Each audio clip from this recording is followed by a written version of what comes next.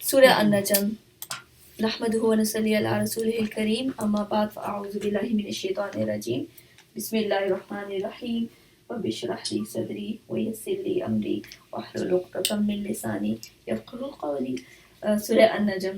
اچھا سورہ نجم سے کوئی چیز آپ لوگوں کو یاد آتی ہے؟ نجم کا مین ستارے ستارہ یاد آتا ہے. اچھا ہاں ستارے کے یہ مطلب علامت کے طور پہ ایک اس نام سے سورت کا نام ہے.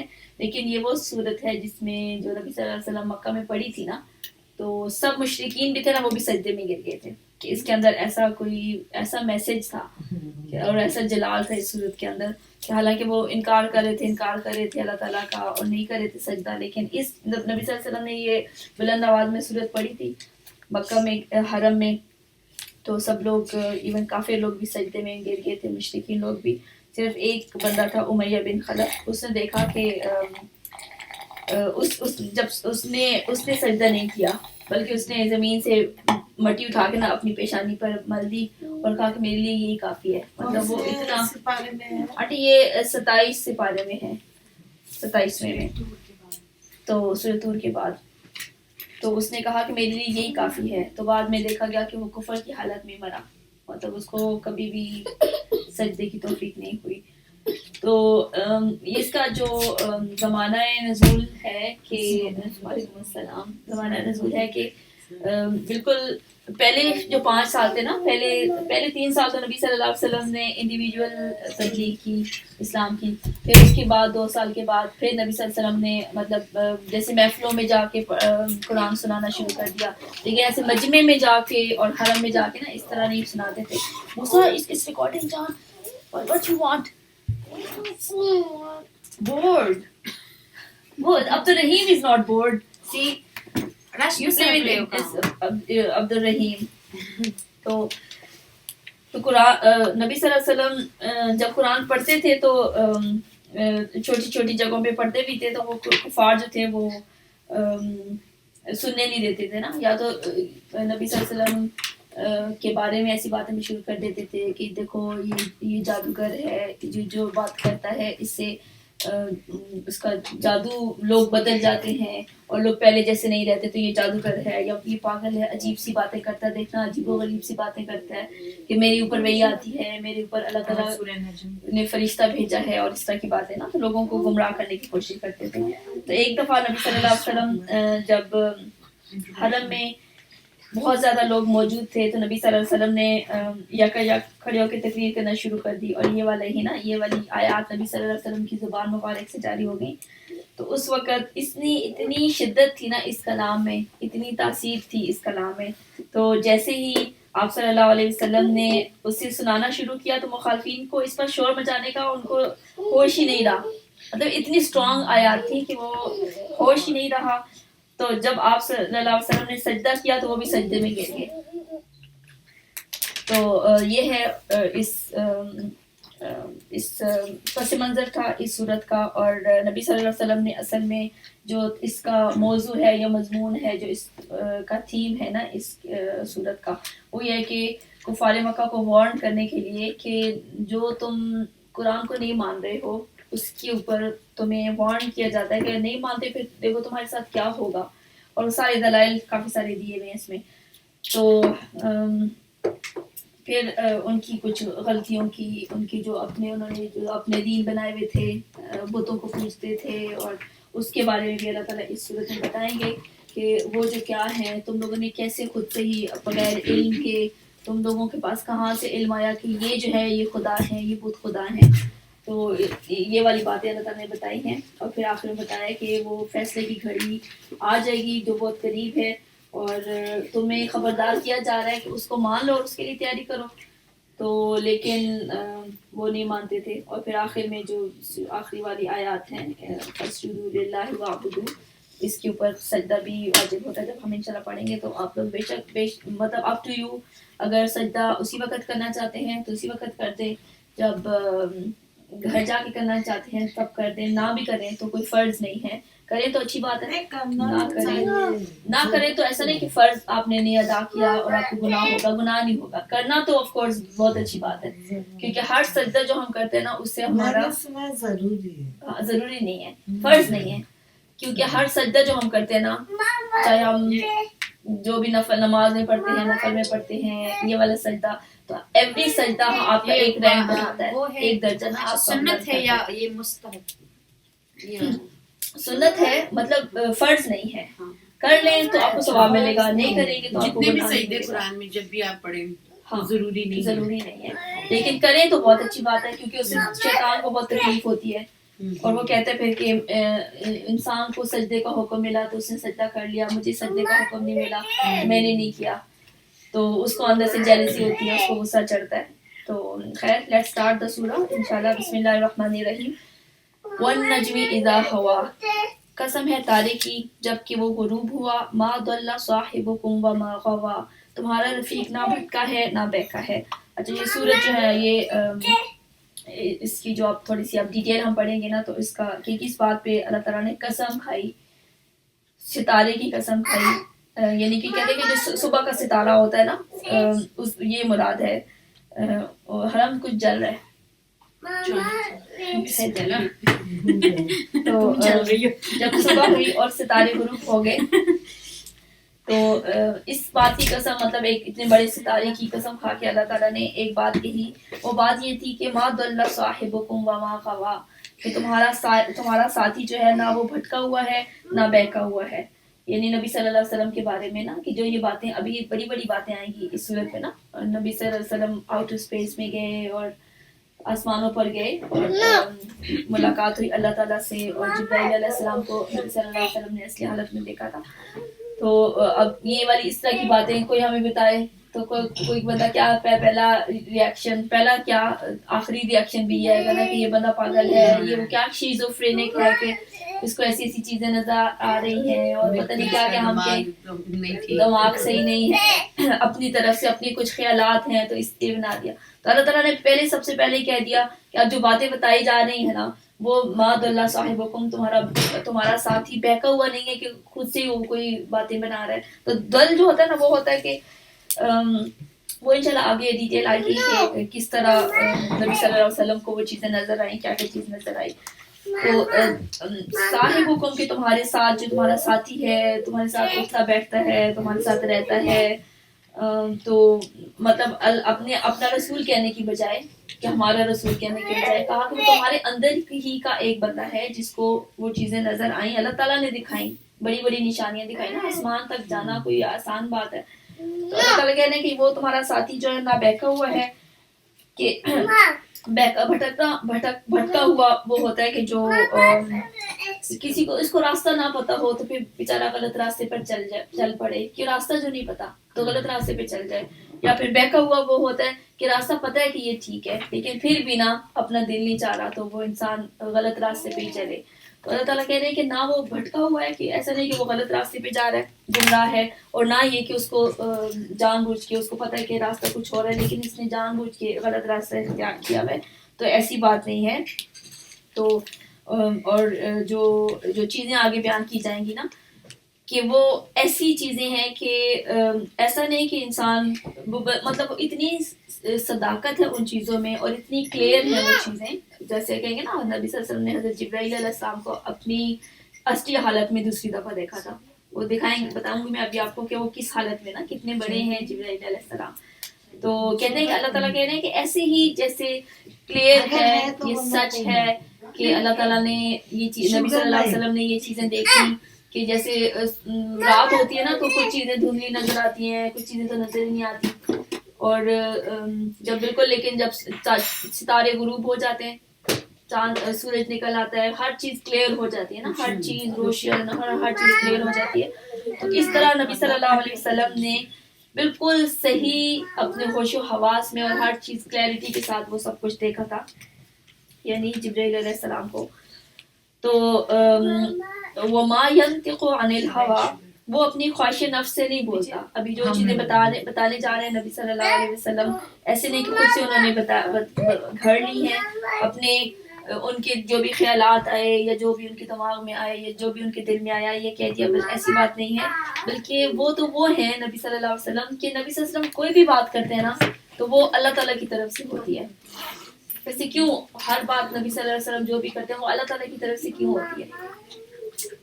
کیونکہ اللہ تعالیٰ نے ہمارے لیے مثال بنا کے بھیجا. اور کیا وجہ ہو سکتی ہے کہ اللہ تعالیٰ نے پوری دنیا نے ان کو فالو کرنا تھا، اور وہ دین تھا نا، نبی صلی اللہ علیہ وسلم whatever he was presenting was دین. تو ہم کہتے کہ نہیں، پھر ہم آخر میں 1400 سال کے بعد ہم سوچتے کہ نہیں یہ دین نہیں ہے، وہ دین نہیں ہے، کیونکہ یہ تو نبی صلی اللہ علیہ وسلم نے بات ویسے کی تھی. تو وہ بھی ابھی ڈیٹیل میں بتاتی ہوں کہ نبی صلی اللہ علیہ وسلم جو بھی بات کی نا وہ ایک مطلب صحابہ نے نوٹس کی، پھر وہ کتابوں میں لکھی ہوئی ہے، اور جو نبی صلی اللہ علیہ وسلم نے بات کی نا وہ دین ہے. یہ نہیں کہہ سکتے کہ نبی صلی اللہ علیہ وسلم نے یہ کام کیا تو یہ دین نہیں ہے. یا ایون یہ بھی ہے کہ نبی صلی اللہ علیہ وسلم کسی کوئی لوگ کام کر رہے ہیں، جیسے ایک بندے نے کوئی دعا پڑھ دی، کوئی جیسے رکعت وہ کون سی تھی جس میں کہ نبی صلی اللہ علیہ وسلم نے اس کو منع نہیں کیا کہ یہ تم نے کیا کیا، نئی چیز نکال دی اس طرح کی، اس کو اپروو کیا نا. آپ کے سامنے کوئی بندہ کو کام کر رہا تھا تو نبی صلی اللہ علیہ وسلم نے اپروو کیا، تو وہ بھی دین کا حصہ ہوتا ہے، کیونکہ نبی صلی اللہ علیہ وسلم کے سامنے جو کچھ بھی ہو رہا ہوتا وہ سب دین بن رہا تھا نا، اور وہ دین پھر قیامت تک چلنا تھا. تو گائز اگر بچوں کو اس روم میں لے جائیں، کیونکہ نا یہ ریکارڈنگ میں نا کنٹینیوسلی بچوں کی نا چوں آتی رہتی ہے. حرم تم گاڑی لے آئی اور یہ گاڑی ادھر بچوں کو ادھر لے جاؤ. موسیٰ you have got friends, your friends are here. عبد الرحیم is here. ہاں بس میرا نہیں ہے نا تو اس کو تو خیر اللہ تعالیٰ کہہ رہے ہیں کہ وہ اپنے نفس سے نہیں بولتا، بلکہ جو بھی نہ اس نے اپنے دل سے کوئی بات گھڑی ہوتی ہے، نہ وہ اپنے نفس سے کوئی بولتا ہے، بلکہ جو بھی بولتا ہے نا وہ اللہ تعالیٰ کی طرف سے وہی کے ذریعے وہ نازل کی گئی، اور وہی وہ بتاتا ہے. اور نہ ہی اس کا خود دل چاہتا ہے کہ میں نبی بنوں، اور اپنی خواہش پوری کرنے کے لیے اس نے لوگوں میں دعویٰ کر دیا ہو کہ میں نبی ہوں، بلکہ اللہ تعالیٰ نے خود ان کو اس منصب پر معمور کیا ہے. اور جو باتیں بتا رہا ہے، اسلام کی باتیں بتا رہے ہیں، جو توحید کی باتیں بتا رہے ہیں، جو آخرت کی باتیں بتا رہے ہیں، حشر نشر کی باتیں بتا رہے ہیں، جو بتا رہے ہیں کہ ان اعمال کی یہ جزا ہوگی، یہ سزا ہوگی، اور جو کائنات کے بارے میں خبریں دے رہے ہیں، جو حقائق بتا رہے ہیں کائنات کے بارے میں، جو انسان کے بارے میں حقائق بتا رہے ہیں، یا جو بتا رہے ہیں کہ زندگی کے کیسے بسر کرنی ہے، وہ جو اصول بتا رہے ہیں زندگی کے، جو کچھ بھی بتا رہے ہیں نا، یہ ان کا اپنا فلسفہ نہیں ہے، نبی صلی اللہ علیہ وسلم کا اپنا فلسفہ نہیں ہے، بلکہ ان کو اللہ تعالیٰ کی طرف سے وحی کے ذریعے وہ علم عطا ہوا ہے، اور جو بھی وہ بتاتے ہیں وہ اللہ تعالیٰ کی طرف سے ہے، اور جو قرآن وہ سناتے ہیں وہ بھی اللہ تعالیٰ ہی کی طرف سے ہے، جو وحی کے ذریعے ان کے اوپر نازل کیا جاتا ہے. تو نبی صلی اللہ علیہ وسلم جو بھی باتیں کرتے تھے تو وہ چاہے وہ قرآن کرتے تھے، قرآن وہ بھی اللہ تعالیٰ کی طرف سے ہے. پھر جو کہتے ہیں نا کہ حدیث ہے، تو وہ کوئی حدیث تھوڑی ہم مطلب کہتے ہیں کہ کوئی قرآن تھوڑی ہے، نبی صلی اللہ علیہ وسلم نے کوئی بات بیان کر دی تو قرآن تھوڑی ہے، اس طرح کہہ دیتے ہیں نا. تو اس میں بھی کیٹیگریز اب دیکھیں کہ جیسے کچھ نبی صلی اللہ علیہ وسلم ایک قرآن کی آیت آئی ہے نا، تو نبی صلی اللہ علیہ وسلم اس کو ایکسپلین بھی کرتے تھے لوگوں کو. تو جو ایکسپلین کرتے تھے نا وہ بھی that is also part of explanation, بھی اپنی طرف سے نہیں کرتے تھے کہ اب جو بھی دل میں آیا نبی نے ایسے کر دیا. نبی صلی اللہ علیہ وسلم کو اللہ تعالیٰ ایکسپلینیشن کے ساتھ قرآن نازل کرتے تھے، یعنی کہ پہلے انہوں نے سمجھا ہوتا تھا پھر وہ لوگوں کو بتاتے تھے. تو جو آپ تشریح کر رہے تھے، جو آپ تفسیر کر رہے تھے، لوگوں کو کھول کے بتا رہے تھے، وہ بھی اللہ تعالیٰ کی طرف سے تھا. ایسے نہیں کہ ان کو جو بھی سمجھ آیا، ہمیں تو جو بات سمجھ آتی ہے ہم بتا دیتے ہیں، تو ایسا نہیں تھا کہ ان کو جو بھی سمجھ آیا انہوں نے لوگوں کو بتا دیا، بلکہ انہوں نے لوگوں کو وہ بتایا جو اللہ تعالیٰ کی طرف سے تھا. My cards, Musa. Sharing is good thing. Musa, sharing کرتے جان. اچھا چلو وہ عاش مشي اشعار عيدهم فعلا ما كاز راش وہ اس کو نا کہہ رہا ہے کہ میرے حذیفہ گیا میں اسکول، بس یہ نا اس کو ریمائنڈ کر گئے. موسیٰ پلیز جان. ابھی آ جائیں گے, ابھی تھوڑی دیر میں آتے ہیں, ہاں. ابھی لینے جاتے ہیں تھوڑی دیر میں, آپ لے کر اس کے بعد چلتے ہیں. Oh, yes. اوکے, نشین آنٹی کے ساتھ کار میں جائیں گے. اوکے, ٹھیک ہے. ایسا تو اور کچھ ایسی بھی چیزیں تھیں کہ نبی صلی اللہ علیہ وسلم کچھ کہتے تھے, جیسے کوئی بات کرتے تھے کہ جیسے بدر کے قیدیوں کو آپ نے کہا کہ آزاد کر دیں, تو باقی لوگوں نے کہا کہ کچھ لوگوں نے کہا کہ نہیں ان کو آزاد نہیں کریں, قید کریں یا ان کو قتل کر دیں یا اس طرح نا. تو نبی صلی اللہ علیہ وسلم کی کوئی بات انہوں نے کوئی اور اپنی طرف سے مشورہ دیا تھا کہ یہ کر دیں, لیکن اللہ تعالیٰ نے کچھ اور اللہ تعالیٰ کا حکم تھا. تو لیکن جو نافذ ہوا وہ اللہ تعالیٰ کی طرف سے ہی تھا. جو بھی نبی صلی اللہ علیہ وسلم کہتے تھے تو وہ اللہ تعالیٰ کی طرف سے, یعنی کہ بیچ میں ایسا ہو سکتا تھا کہ کوئی فیصلہ کرنے میں تھوڑی اسٹیجز ہوتی ہیں کہ یہ والا, لیکن جو فیصلہ ہوتا تھا وہ بھی اللہ تعالیٰ کی طرف سے ہی تھا. وہ بھی ایسا نہیں کہ اب اتھارٹی جو تھی کہ نبی صلی اللہ علیہ وسلم کے پاس تھی, اتھارٹی جو تھی اللہ تعالیٰ ہی, یعنی کہ وہ اللہ تعالیٰ نے رسول ہی بھیجا نا, نبی بھیجا, کہ جو بات بھی ہے وہ اللہ تعالیٰ, نبی جو بات کرے گا وہ اللہ تعالیٰ کا ہی فیصلہ ہوگا, چاہے وہ قرآن میں ہو, چاہے وہ ہمیں قرآن کے ذریعے نہ پہنچا ہو, حدیث کے ذریعے پہنچا ہو نا, تو وہ بھی اللہ تعالیٰ کی طرف سے ہوتا ہے. تو اور اس کے علاوہ جو ایک نبی صلی اللہ علیہ وسلم ایک عام انسان کی حیثیت سے بھی جو بات کرتے تھے نا, تو وہ بھی ان کا بھی کے بارے میں وہ بھی دین کا حصہ ہیں, کیونکہ نبی صلی اللہ علیہ وسلم ایک صحابی تھے نا, تو وہ کیا کرتے تھے کہ ساری چیزیں لکھ لیتے تھے. تو کسی نے کہا کہ نبی صلی اللہ علیہ وسلم کبھی غصے میں ہوتے ہیں, کبھی ہنس رہے ہوتے ہیں, کبھی ہنسی مذاق کر رہے ہوتے ہیں, تو تم ہر چیز نہیں لکھا کرو. تو پھر نبی صلی اللہ علیہ وسلم نے ان سے کہا کہ میرے منہ سے حق کے سوا کوئی بات نہیں نکلتی. مطلب اللہ تعالیٰ نے اتنا ان کے اوپر چیک رکھا ہوا تھا. اور نبی صلی اللہ علیہ وسلم کی لائف سوچیں کہ 63 ایئرس کی لائف میں آپ نے, نبوت کی جو لائف تھی 23 ایئرس جو نبوت کی لائف تھی, اس میں نبی صلی اللہ علیہ وسلم اپنی مرضی نہیں کر سکتے تھے. مطلب ہم تو ابھی کلاس میں بیٹھے ہوئے ہیں آدھا 3 گھنٹے, تو ہمیں مشکل ہوتا ہے. ہاں یس آل دا خرچ ادھر سے تو لیکن نبی صلی اللہ علیہ وسلم کے لیے تہجد بھی فرض تھی, اور نبی صلی اللہ علیہ وسلم کوئی ایسی بات نہیں کر سکتے تھے کیونکہ وہ نبی تھے. ان کی ہر بات اللہ تعالیٰ کی طرف سے وہ چیک رکھے ہوئے تھے. اللہ تعالیٰ کے بہت سخت قسم کے چیکس تھے کہ نبی صلی اللہ علیہ وسلم اپنی طرف سے کوئی بات نہ کریں, یا سوچ کے بات کریں, یا کوئی ناانصافی نہ کریں. تو بہت زیادہ چیکس تھے نبی صلی اللہ علیہ وسلم کے پاس. تو کہا کہ ان کی طرف جو وہ تو ایک وحی ہے جو اس پر نازل کی جاتی ہے. علمہ شدید القویٰ, اسے زبردست قوت والے نے تعلیم دی ہے, یعنی کہ زبردست قوت والے نے تعلیم دی ہے جو بڑا صاحب حکمت ہے. یہ کس نے تعلیم دی؟ حضرت جبرائیل علیہ السلام کی بات ہو رہی ہے, اللہ تعالیٰ کی بات ہو رہی ہے, حضرت جبرائیل علیہ السلام کی بات ہو رہی ہے. اور حضرت جبرائیل علیہ السلام جو تھے نا, نبی صلی اللہ علیہ وسلم کے معلم تھے, کیونکہ وہ لے کر آتے تھے اور نبی صلی اللہ علیہ وسلم کو بتاتے تھے, وہی بھی بتاتے تھے. اور اس کے علاوہ جو جبرائیل علیہ السلام تھے نا, ہم جیسے وہ بخاری میں نا بہت لمبی حدیث ہے کتاب الصلاۃ میں نا, نماز کی باب میں, کہ جیسے نماز فرض ہوئی نا معراج پہ, تو اس کے اگلے دن ہی جبرائیل علیہ السلام آئے. مطلب وہ بہت لمبی حدیث ہے, اس میں کہا ایک بات دی, جیسے کہ نبی صلی اللہ علیہ وسلم کے پاس آئے, انہوں نے پہلے ظہر کے آخری وقت میں آئے اور کہا کہ یہ ظہر کا آخری وقت ہے اور آپ نے نماز ایسے پڑھنی ہے. مطلب نبی صلی اللہ علیہ وسلم کو نماز کا پورا سکھا کر گئے کہ ایسے سجدہ, ایسے رکوع, اور یہ ظہر کے آخری ٹائم میں, اور پھر عصر کے آخری ٹائم میں آئے. مطلب پھر گئے, پھر عصر کے آخری ٹائم میں آ گئے, پھر واپس گئے, پھر مغرب کے آخری ٹائم میں آ گئے, پھر عشاء کے آخری ٹائم میں آ گئے, پھر فجر کے آخری, پھر اگلے دن پہلے ٹائم میں آ گئے. فجر کے پہلے ٹائم, ظہر کے پہلے, ظہر سے آئی تھنک اسٹارٹ کیا تھا, ظہر کے پہلے ٹائم میں آئے گی کہ آپ نے نا نماز یہاں سے اسٹارٹ کرنی ہے ظہر کی, پھر چلے گئے, پھر واپس آئے عصر کے, پھر مغرب کے. اور اس طرح کی ایک چیز ہمارے اللہ تعالیٰ نے ایسے نہیں کہا کہ بس میں نے مرضی ہے تمہاری, میں قبول کروں گا, جیسے مرضی پڑھو. مطلب ڈفرینٹ اوقات میں اول وقت, ظہر کے اول وقت بھی آئے, اینڈ وقت میں بھی آئے. ہاں, پھر بتایا کہ مطلب اتنا اس کو انڈیکیٹ کرنے کے لیے کہ یہ والے ٹائمنگ ہیں, ان کے درمیان میں تم نماز پڑھ سکتے ہو, کسی وقت بھی پڑھ سکتے ہو, ظہر کی, عصر کی.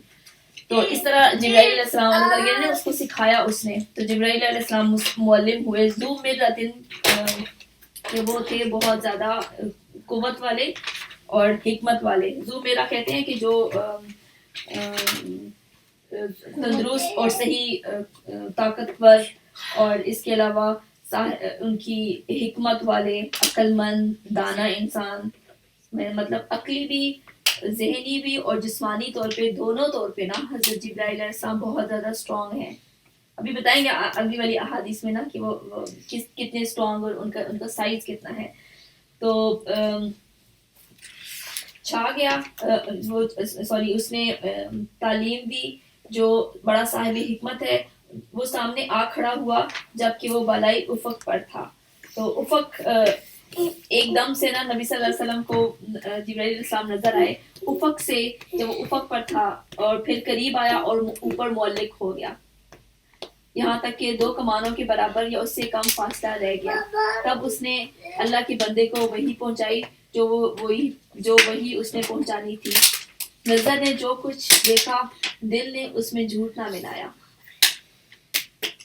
یہ جبرائیل علیہ السلام کے نبی صلی اللہ علیہ وسلم کو کہاں سے وہ ظاہر ہونا شروع ہوئے. اور کوئی چھوٹی چیز تو نہیں تھے نا, وہ بھی جب نبی صلی اللہ علیہ وسلم کو اتنی بڑی چیز نبی صلی اللہ علیہ وسلم کو ایک دم سے نظر آئی تو اللہ تعالیٰ کہہ رہے ہیں کہ وہ افق سے ظاہر ہوا, یعنی آسمان کا مشرقی کنارہ جہاں پہ سورج طلوع ہوتا ہے اور دن کی جہاں سے روشنی پھیلنا شروع ہوتی ہے نا, تو وہاں پہ نمودار ہوئے جبرائیل علیہ السلام. اور پھر اس کے بعد انہوں نے آگے بڑھنا شروع کیا, وہاں سے آگے بڑھنا شروع کیا نبی صلی اللہ علیہ وسلم کے پاس. اتنی بڑی چیز جیسے نبی صلی اللہ علیہ وسلم کے پاس آئے اور پھر یہاں تک کہ ان کا آپس میں فاصلہ 2 کمانوں کے برابر رہ گیا, یعنی بالکل اتنا فاصلہ رہ گیا نبی صلی اللہ علیہ وسلم اور حضرت جبرائیل علیہ السلام کے بیچ میں. تو پھر انہوں نے وحی کی جو اس کو وحی کی جاتی ہے. تو جو حضرت جبرائیل علیہ السلام تھے نا, نبی صلی اللہ علیہ وسلم نے فرمایا کہ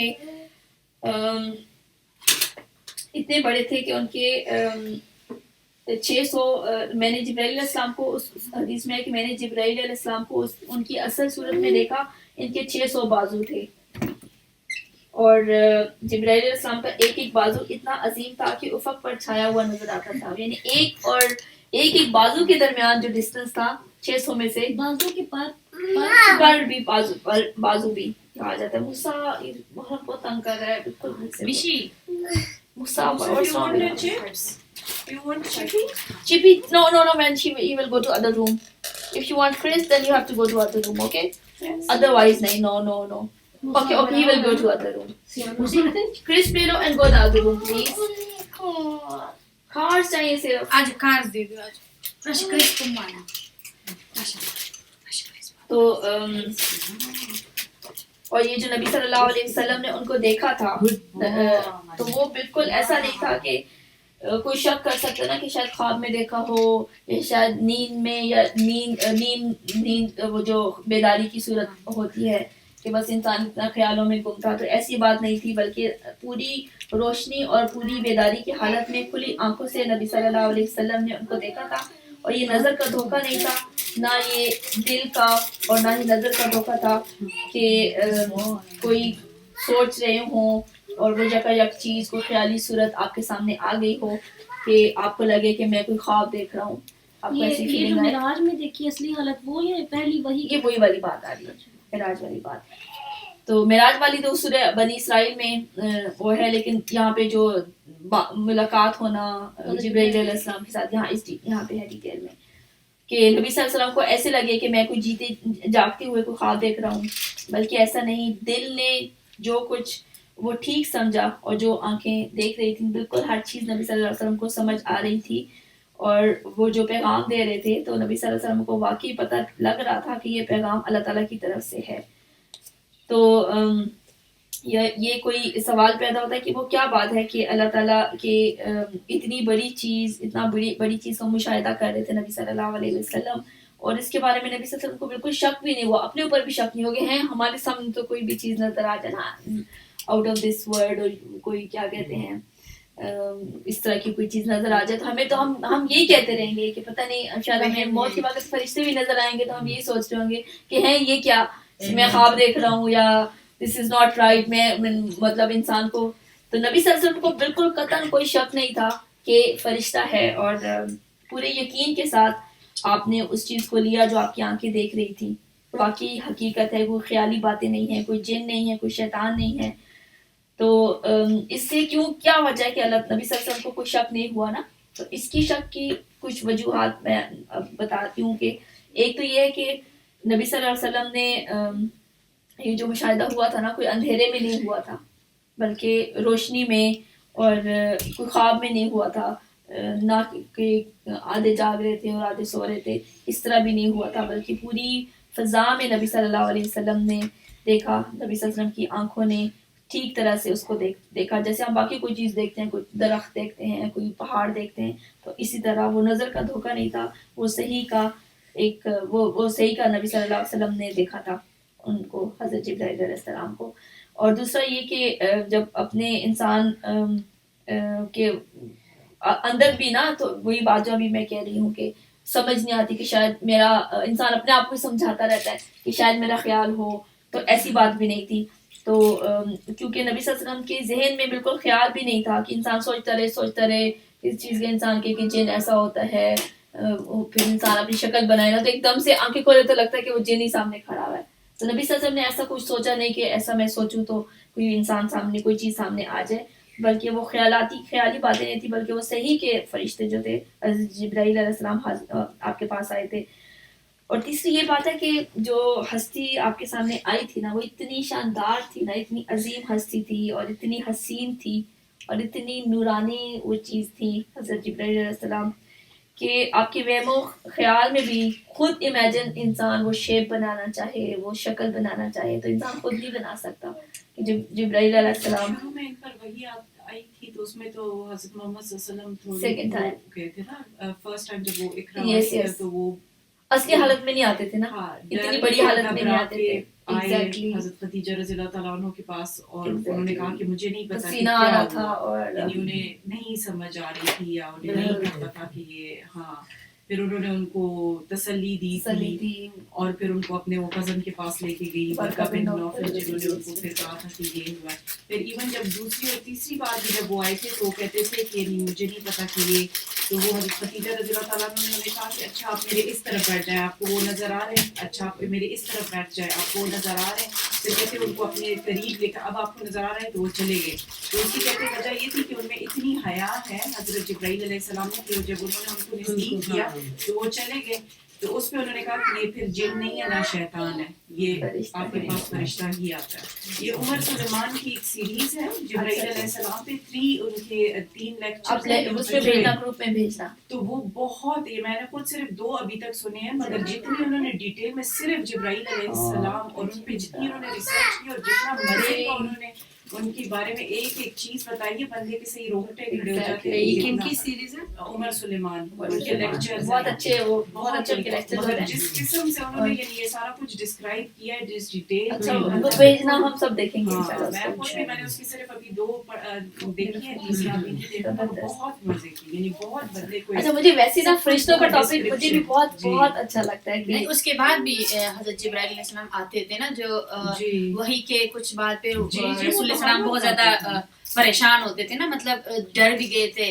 तो और भाई जब आ रही होती थी ना, वही उस वक्त भी नबी सल्लल्लाहु अलैहि वसल्लम बहुत नॉर्मल कंडीशन में नहीं होते थे, बहुत सख्त नबी सल्लल्लाहु अलैहि वसल्लम की कैफियत होती थी। बात ये कि वो उसमें उन्होंने बताया कि हज़रत जिब्राइल अलैहिस्सलाम जब इंसानी शक्ल में आते थे, तो हर पैगंबर के पास उनकी कौम में जो सबसे खूबसूरत बंदा होता था, उसकी शक्ल में दहिया कल्बी की शक्ल तो में वो आते थे। हज़ूर सल्लल्लाहु अलैहि वसल्लम के ज़माने में सबसे खूबसूरत जो सहाबी थे वो दहिया थे, तो जिनको कहते देख के सही औरतें पागल हो जाती थी और सब कुछ।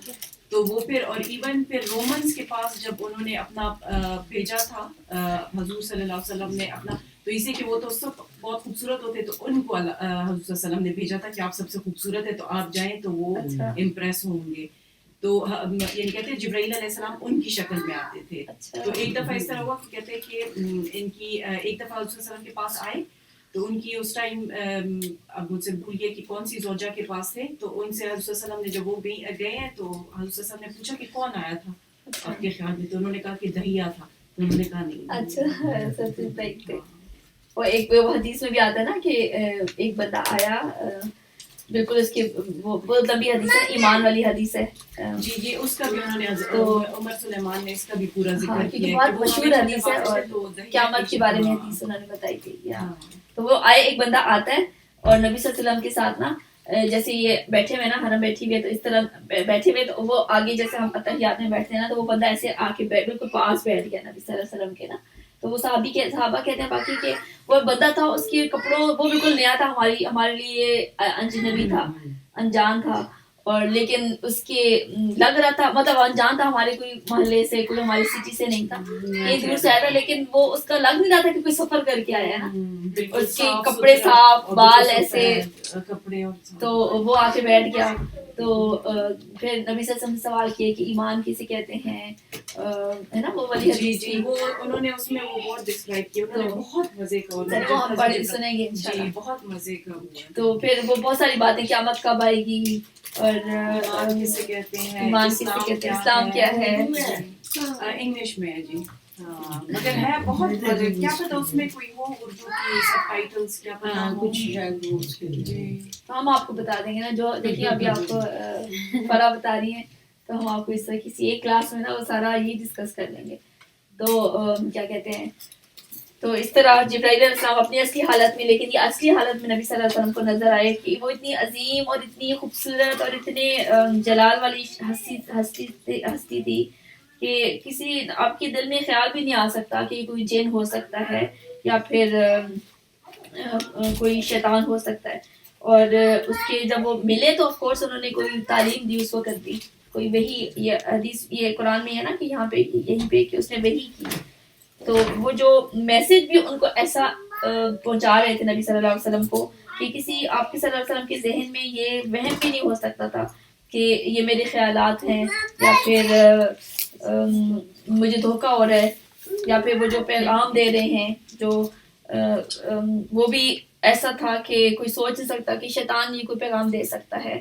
مثلاً وہ نبی صلی اللہ علیہ وسلم کو حضرت ان کا پیغام تھا شرک سے منع کرنا, توحید کی طرف لانا, اور آخرت کے بارے میں ان کی چیزوں سے وارن کرنا, بعض پرس کے ہوگی, اور جاہلیت کے طریقوں سے بیزار کرنا کہ یہ چیزیں ٹھیک نہیں ہیں. اخلاق, فضائل اخلاق کی طرف وہ دعوت دے رہے تھے. اور جو انہوں نے ان کو کہا بھی گیا کہ جو اللہ تعالیٰ کی طرف سے جو آپ کو پیغام مل رہا ہے وہ آپ نے اب لوگوں کو تک پہنچانا ہے. اب سوچو کہ میں آپ کو کہوں کہ جو ابھی میں بات بتا رہی ہوں نا, اب آپ کے اوپر فرض ہے کہ ساری ہزاروں لاکھوں لوگوں تک پہنچانا ہے, تو پھر آپ کس طرح وہ پیغام لیں گے نا. تو نبی صلی اللہ علیہ وسلم کو اتنا کانشیس ہو گیا وہ پیغام بھی لینا ہوتا تھا. تو یہ کہ اور کتنی رسپانسبلٹی کی کام کی بات کہ اس میں آپ کو پتہ ہوتا تھا کہ میں اس پہ کوئی غلطی کی گنجائش نہیں ہے, کہ جو بھی سمجھ آئی تو آگے لوگوں کو بتا دیا. تو 100% آپ کو میک شور کہ وہ صحیح سمجھ آیا ہو جو پیغام تھا. اور یہ کہ جیسے, اور پھر پانچویں بات یہ ہے کہ جب اللہ تعالیٰ کسی کو نبوت کے لیے چن لیتا ہے نا, تو اللہ تعالیٰ اس کے دل کو شکوک سے پاک کر دیتے ہیں, یقین اور مطلب کنوکشن سے بھر دیتے ہیں, کہ ایسا ہی کہ ان کو پتہ ہوتا ہے اس بندے کو کہ میں نبی ہوں, جو پیغام آ رہا ہے اللہ تعالیٰ کی طرف سے وہ اللہ تعالیٰ کی طرف سے آ رہا ہے. ایسا ہی کہ جیسے کسی مچھلی کو تیرنے کے لیے اس کو اپنے تیراک پر شک نہیں ہوتا, کہ مچھلی کو کہے گا ہے پتہ نہیں میں نے اڑنا تھا یا میں نے تیرنا تھا, شک نہیں ہوتا. اس طرح پرندے کو نہیں شک ہوتا کہ میں نے اڑنا تھا یا میں نے تیرنا ہے یا میں نے چلنا ہے, تو اس کو پتہ ہوتا ہے کہ میں پرندہ ہوں, میرے پاس ہے پر ہے, میرے پاس میں تیر سکتا ہوں, میں اڑ سکتا ہوں. مچھلی کو پتہ ہوتا ہے کہ میرے پاس میں ہی تیر سکتی ہوں. تو اس طرح ایک نبی کو بھی پتہ ہوتا ہے کہ جو مطلب جو لوگوں کو نظر نہیں آ رہا ہوتا تھا نا کہ فرشتے آئے ہیں, سب لوگوں کو پاس بیٹھے ہوتے تھے, ان کو نہیں پتہ تھا. یس What? Mom, they will break them. اچھا نو بریک نہیں ہوتی, پیپر کی تھوڑی ہے, پلاسٹک کی تھوڑی ہے. اچھا چلو یہ کسی کو نہیں دینا, یہ جو میرے پاس آ گئی صاحب. اور نادیہ آنٹی. میرے پاس تو اللہ تعالیٰ اس پیغمبر کے دل کے اندر احساس بھی ڈال دیتے ہیں کہ تم پیغمبر ہو, मतलब बाकी वही बैठे हुए हैं, बाकी किसको नहीं पता कि क्या बातचीत चल रही है फरिश्ते के साथ, अभी क्या मतलब बताते भी नहीं थे नबी सल्लल्लाहु अलैहि वसल्लम के रुक जाओ अब वही आ रही है, एकदम से बैठे बैठे ना रही, वही तो आपकी कैफियत से पहचानते थे बाकी लोग के नबी सल्लल्लाहु अलैहि वसल्लम के ऊपर वही आ रही है। और तो वो हुआ बिल उफुकिल आला, सॉरी फिर उन्होंने वो बात पहुंचाई वही की, तो अल्लाह ताला कहने कि उसने दिल ने उसमें झूठ ना मिलाया, क्या तुम उस चीज पर उससे झगड़ते हो जिसे वो आंखों से देखता है। एक मर्तबा फिर उसने सिदरतुल मुंतहा के पास उसको देखा जहाँ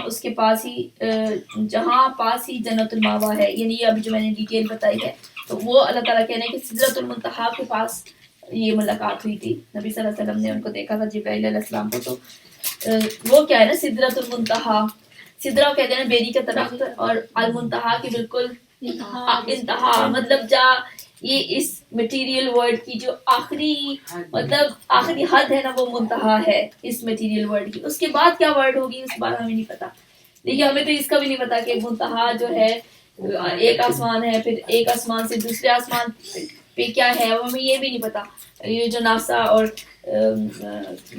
स्पेस का हमें जितना भी पता चला वो हम इस दुनिया के आसमान का बता सकते हैं कि इतनी गैलेक्सीज हैं, इतने स्टार्स हैं, इतने प्लैनेट्स हैं, तो लेकिन दूसरे आसमान पे क्या है, प्लैनेट्स है या कुछ और वर्ल्ड है, तीसरे और चौथे पे क्या है वो तो कुछ और है। तो ये वाला भी इस मादी दुनिया का आखिरी 7वें आसमान के ऊपर बेरी का दरख्त, और वो आखिरी उसका आखिरी किनारा, तो वो कैसा होगा उसकी कैफियत उसको तो हम बता ही नहीं सकते, हमारी अक्ल उसको सोच ही नहीं सकती कि वो कैसा होगा, लेकिन सिर्फ अल्लाह ताला ने आखिरी मुंतहा की सिर्फ ये बात बता दी कि वो आखिरी इंतहा के ऊपर है और वो बेरी का दरख्त है।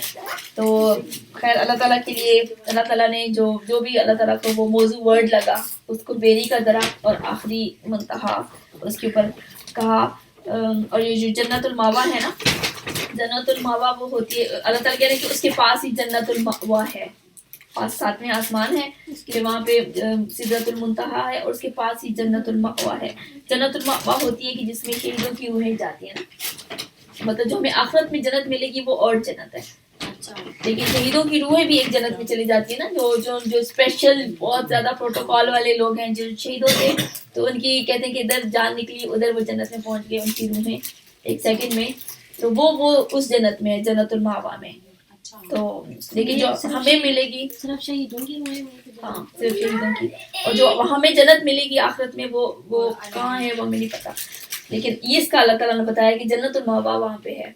तो और अल्लाह ताला कह रहे हैं कि उस वक्त सिदरा पर छा रहा था जो कुछ छा रहा था, यानी वो ऐसी तजलियात थी कि इंसान उसका तसव्वुर नहीं कर सकता, इंसान के पास अल्फाज भी नहीं है, कोई इंसान के पास वो पावर ही नहीं है कि बयान कर सके कि वो क्या चीज़ थी। उस वक़्त सिदरा पर छा रहा था जो कुछ छा रहा था, ना निगाह चिंदिहाई ना हद से मुतजाविज़ हुई, और उसने अपने रब की बड़ी बड़ी निशानियाँ देखी, यानी नबी सल्लल्लाहु अलैहि वसल्लम ने ऐसी तजलियात थी कि बड़ी बड़ी अल्लाह ताला की निशानियाँ देखी।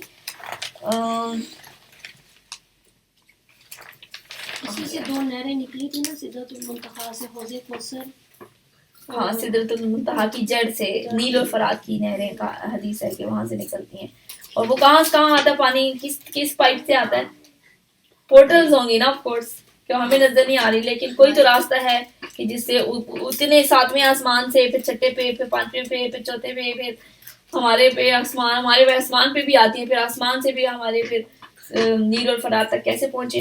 तो ये तो हदीस वो तो हमें रिसर्च करें ना पहुंचे फिर, क्योंकि अल्लाह ताला ने हमें सिर्फ वो हम देख भी नहीं सकते ना वो चीजें, हाँ मतलब वो हमें नजर नहीं आती, लेकिन वो रास्ते तो हैं। रास्ते तो हैं। अल्लाह ताला कह रहे हैं कि ना निगाह चंदिहाई ना हद से मुतजाविज हुई, और उसने अपने रब की बड़ी बड़ी निशानियां देखी। अब ये जो सूरत है ना, ये वाली मैं आपको इसकी डिटेल बताती हूँ। इसके बाद ना मुझे नबी सल्लल्लाहु अलैहि वसल्लम से जो शदीद मोहब्बत होती है ना, मुझे इस आयत की बात हुई। नबी सल्लल्लाहु अलैहि वसल्लम की पर्सनैलिटी को अल्लाह ताला ने कैसे बताया कि इतनी बड़ी बड़ी ज़बरदस्त तजलियात आप सल्लल्लाहु अलैहि वसल्लम की आंखों के सामने, और कोई आपकी निगाह उससे चकाचौंध नहीं हुई। एक सेकंड सॉरी,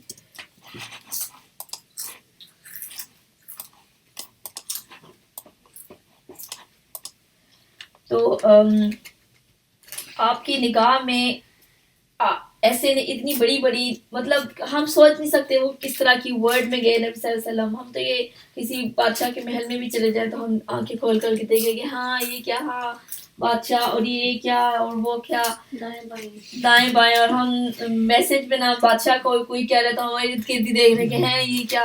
ایسے ہوتا بھی ہے کہ انسان ہمارے نروز اس قابل ہی نہیں ہوتے کہ انسان ایک ایکسٹراڈنری کوئی چیز کے اوپر مطلب وہ نہ کرے، اپنے آنکھیں نہ کھل جائیں اور حیرانی کا مظاہرہ نہ کرے.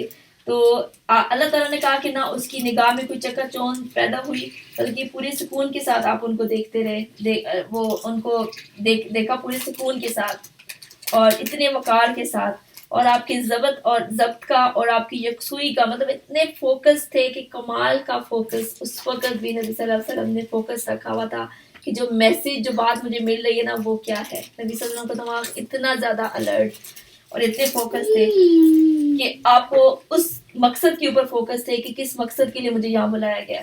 ہمیں تو ایک دم سے کوئی بلا لے تو ہم سمجھ نہیں آتی، ہم بعد میں اگلے دن جا کے سوچتے کہ ہیں ہم تو اس وجہ سے. تو نبی صلی اللہ علیہ وسلم کو صرف تھا فوکس تھے کہ کسی مقصد کے لیے مجھے بلایا گیا ہے، اور وہ مطلب وہ کر رہے تھے کہ ابھی ہاں مجھے وہ بات بتائی جانے لگی ہے، کیونکہ اتنا ایسے تھوڑی کوئی بلا لیتا ہے نا اتنے آسمانوں پہ. تو وہ ان کا مقصد، ان کی اس کے اوپر یکسوئی تھی کہ جس مقصد کے لیے آپ کو بلایا گیا تھا، اور آپ کی ذہن اور اپنی نگاہ کو اسی طرف مرکوز کیے ہوئے تھے. اپنی نظر کو بھی مطلب ادھر ادھر بھی نہیں دیکھا اور اپنے ذہن کو بھی ادھر ادھر نہیں جانے دیا کہ اتنے حیرت انگیز مناظر تھے. ان کو دیکھنے کے لیے تماشائی کی طرح نہ ایسے ایسے نگاہیں بھی نہیں دوڑانا شروع کر دی کہ اچھا یہ کیا ہے وہ کیا ہے. اور اب کہ کوئی اگر کوئی کم ظرف ہو انسان تو وہ ایک دم سے آنکھیں کھل جائیں اور انسان حیرت کا مظاہرہ کرے. تو نبی صلی اللہ علیہ وسلم اس وقت بھی نبی صلی اللہ علیہ وسلم غافل نہیں ہوئے، اور اتنے زیادہ ادب کے ساتھ اس وقت بھی کہ میں اللہ تعالیٰ کے پاس آیا ہوا ہوں یا مجھے اتنی بڑی جگہ پہ مجھے بلایا گیا ہے.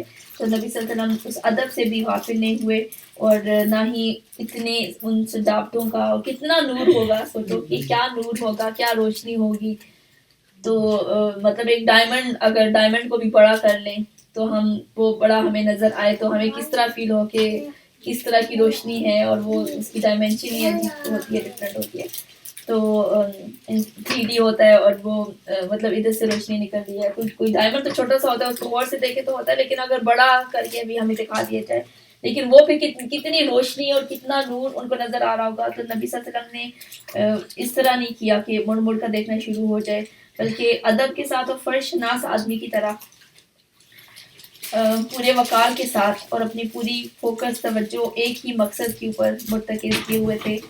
اور یہی اللہ تعالیٰ نے اس میں آیت میں بتایا کہ نہ ان کی نگاہ چندھائی، نہ حد سے متجاوز ہوئی، اور اس نے اپنے رب کی بڑی بڑی نشانیاں دیکھیں. اور اللہ تعالیٰ کو تو خیر نبی صلی اللہ علیہ وسلم نے نہیں دیکھا تھا. ٹھیک ہے، یہ بات حضرت عائشہ کی حدیث میں بھی ہے کہ کس نے اگر یہ کہا کہ اگر کہتے ہیں کہ 3 باتیں ایسی ہیں، حضرت عائشہ کی حدیث ہے کہ 3 باتیں ایسی ہیں کہ جن کا اگر کوئی شخص بھی دعویٰ کرے تو وہ جھوٹا دعویٰ کرے گا. اور اس میں پھر یہ بتایا کہ ایک اللہ تعالیٰ کو کسی نے یہ کہا کہ میں نے اللہ تعالیٰ کو دیکھا ہے تو اس نے جھوٹا دعویٰ کیا ہے. کچھ بزرگ بھی کہتے ہیں کہ ہم نے اللہ تعالیٰ کو دیکھا ہے، تو وہ جھوٹا دعویٰ ہے، کیونکہ اللہ تعالیٰ کو نبی صلی اللہ علیہ وسلم نے بھی نہیں دیکھا، کسی نے بھی نہیں دیکھا. اللہ تعالیٰ نے ہمیں سینسز دی ہی نہیں اس دنیا میں کہ ہم اللہ تعالیٰ کو دیکھ سکیں. اور اگر مطلب کسی نے ایک بندے نے کہا تھا نا کہ میں نے دیکھنا ہے آپ کو، تو پھر کیا ہوا تھا؟ موسیٰ علیہ السلام. تو اللہ تعالیٰ نے کہا کہ اگر وہ میں بالکل تھوڑا سا کرتا ہوں پہاڑ پہ وہ تجلی کرتا ہوں، اگر وہ پہاڑ سلامت رہا پہ تم بھی دیکھ لینا. تو وہ اتنی چنگلیا کی کہتے ہیں، چنگلیا کی کارنر کے برابر اللہ تعالیٰ نے اپنی تجلی فرمائی. تو وہ پہاڑ ریزہ ریزہ مطلب پاؤڈر بن گیا، پہاڑ ریزہ ریزہ ہو گیا. مطلب کتنے سیکنڈ، فریکشن آف سیکنڈ کے لیے ہوا ہوگا، تجلی ہوئی ہوگی. اور انسان کہاں اور پہاڑ کہاں اور انسان کی کہاں، مطلب اللہ تعالیٰ نے وہ طاقت، وہ سینس دی نہیں کہ کوئی اللہ تعالیٰ کو اس دنیا میں دیکھ لے. اللہ تعالیٰ ہمیں آخرت میں اپنا دیدار کرائیں. مطلب اللہ تعالیٰ کا دیدار کتنی بڑی چیز ہے کہ جس کو ہم ایسے ہی سمجھتے ہیں کہ ہو ہی جائے گا، یا مطلب اس کی طرف بھاگتے نہیں کہ کچھ بھی کرنا پڑ جائے اللہ تعالیٰ کی دیدار سے نہ محروم رہیں، کیونکہ بہت لوگ اللہ تعالیٰ کی دیدار سے محروم رہیں گے قیامت کے دن بھی اور آخرت میں بھی. ان کو کافر تو رہیں گے لیکن منافقین بھی اللہ تعالیٰ کی دیدار سے محروم رہیں گے. تو اب اتنی بڑی بڑی چیزوں کے بعد اللہ تعالیٰ کہتے ہیں کہ اب تم بتاؤ ذرا، افرأیتم اللات والعزیٰ، اب تم بتاؤ کہ تم نے کبھی اس لات اور اس عزیٰ اور تیسری ایک اور دیوی منات کے حقیقت پر بھی کچھ غور کیا ہے کہ جو تمہیں نبی صلی اللہ علیہ وسلم تعلیم دے رہے ہیں اور تم کہہ رہے ہو کہ وہ گمراہی ہے یا بہکا ہوا ہے یا بھٹکا ہوا ہے، حالانکہ وہ جو بھی علم دے رہے ہیں وہ اللہ تعالیٰ کی طرف سے دے رہے ہیں، اور اللہ تعالیٰ انہیں آنکھوں سے وہ کچھ دکھا چکے ہیں حقائق جس کا تمہیں وہ بتا رہے، شہادت دے رہا ہے. تو اب تم کتنے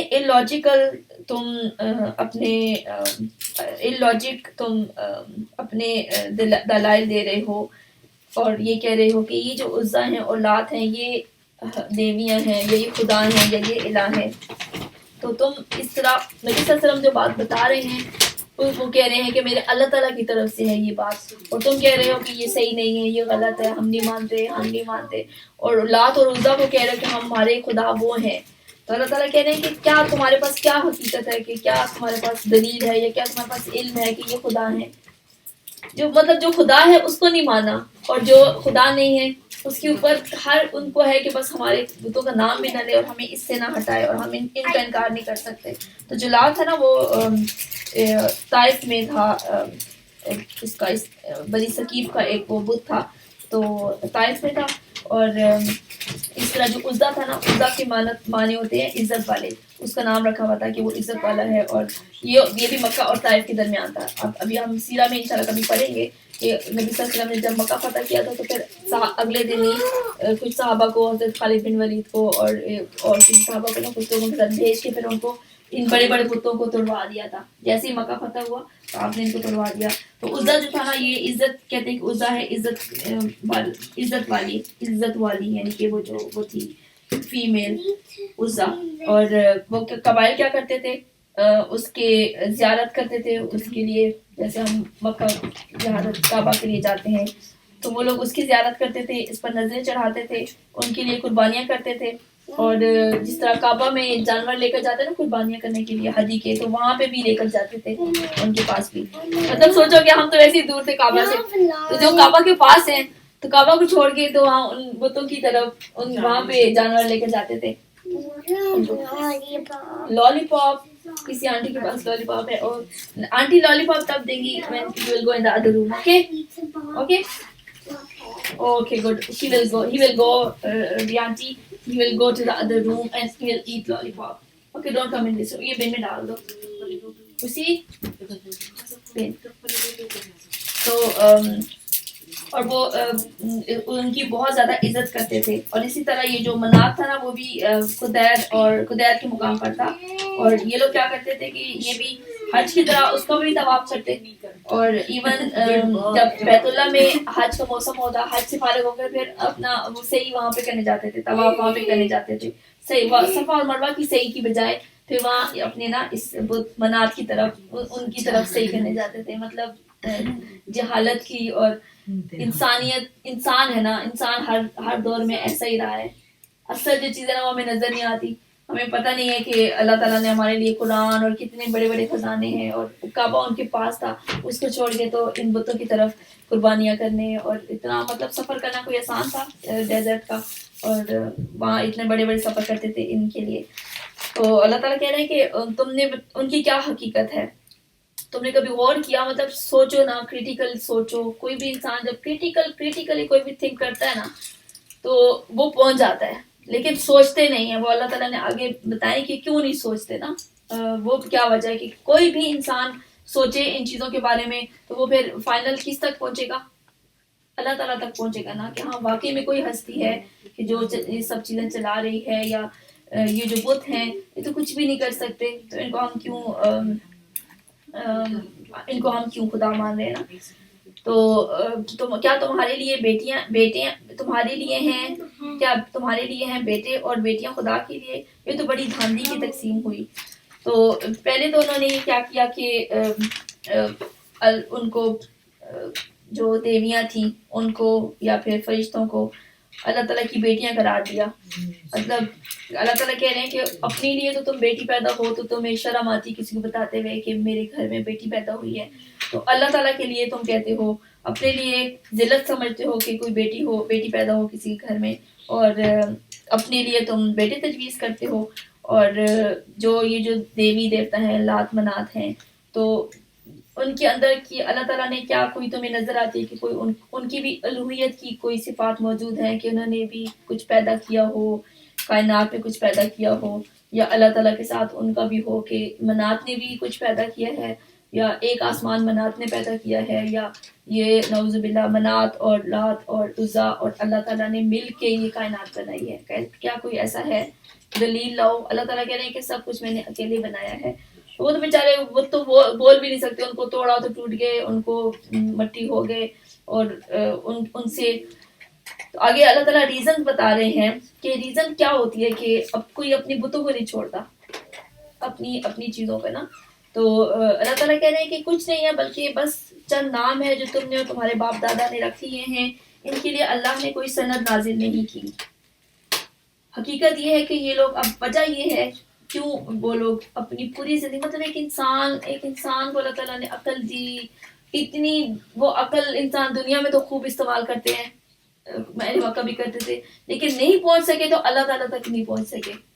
وہ کیا وجہ ہوتی ہے نا. تو اللہ تعالیٰ نے ریزنز بتائی ہیں کہ ان کی بنیادی وجہ یہ ہے کہ وہ لوگ محض وہم و گمان کی پیروی کر رہے ہیں اور خواہش نفس کے مرید بنے ہوئے ہیں. یتبعون الا الظن وما تهوى الانفس, کہ جو گمان کی پیروی کر رہے ہیں اور ان کی جو خواہشات ہیں. کہ گمراہی کی کیا ریزنز ہوتی ہیں کہ وہ کیا کہتے ہیں, وہ کیا انسان سوچتا ہے کہ مجھے اپنے دین کے لیے کوئی عقیدہ بنانے کے لیے یا دین کے لیے مجھے کسی علم کی ضرورت نہیں ہے. انسان یہ سوچتا ہے کہ مطلب ہم مسلمان بھی یہی سوچتے ہیں کہ یہ it's my personal choice, it's up to you.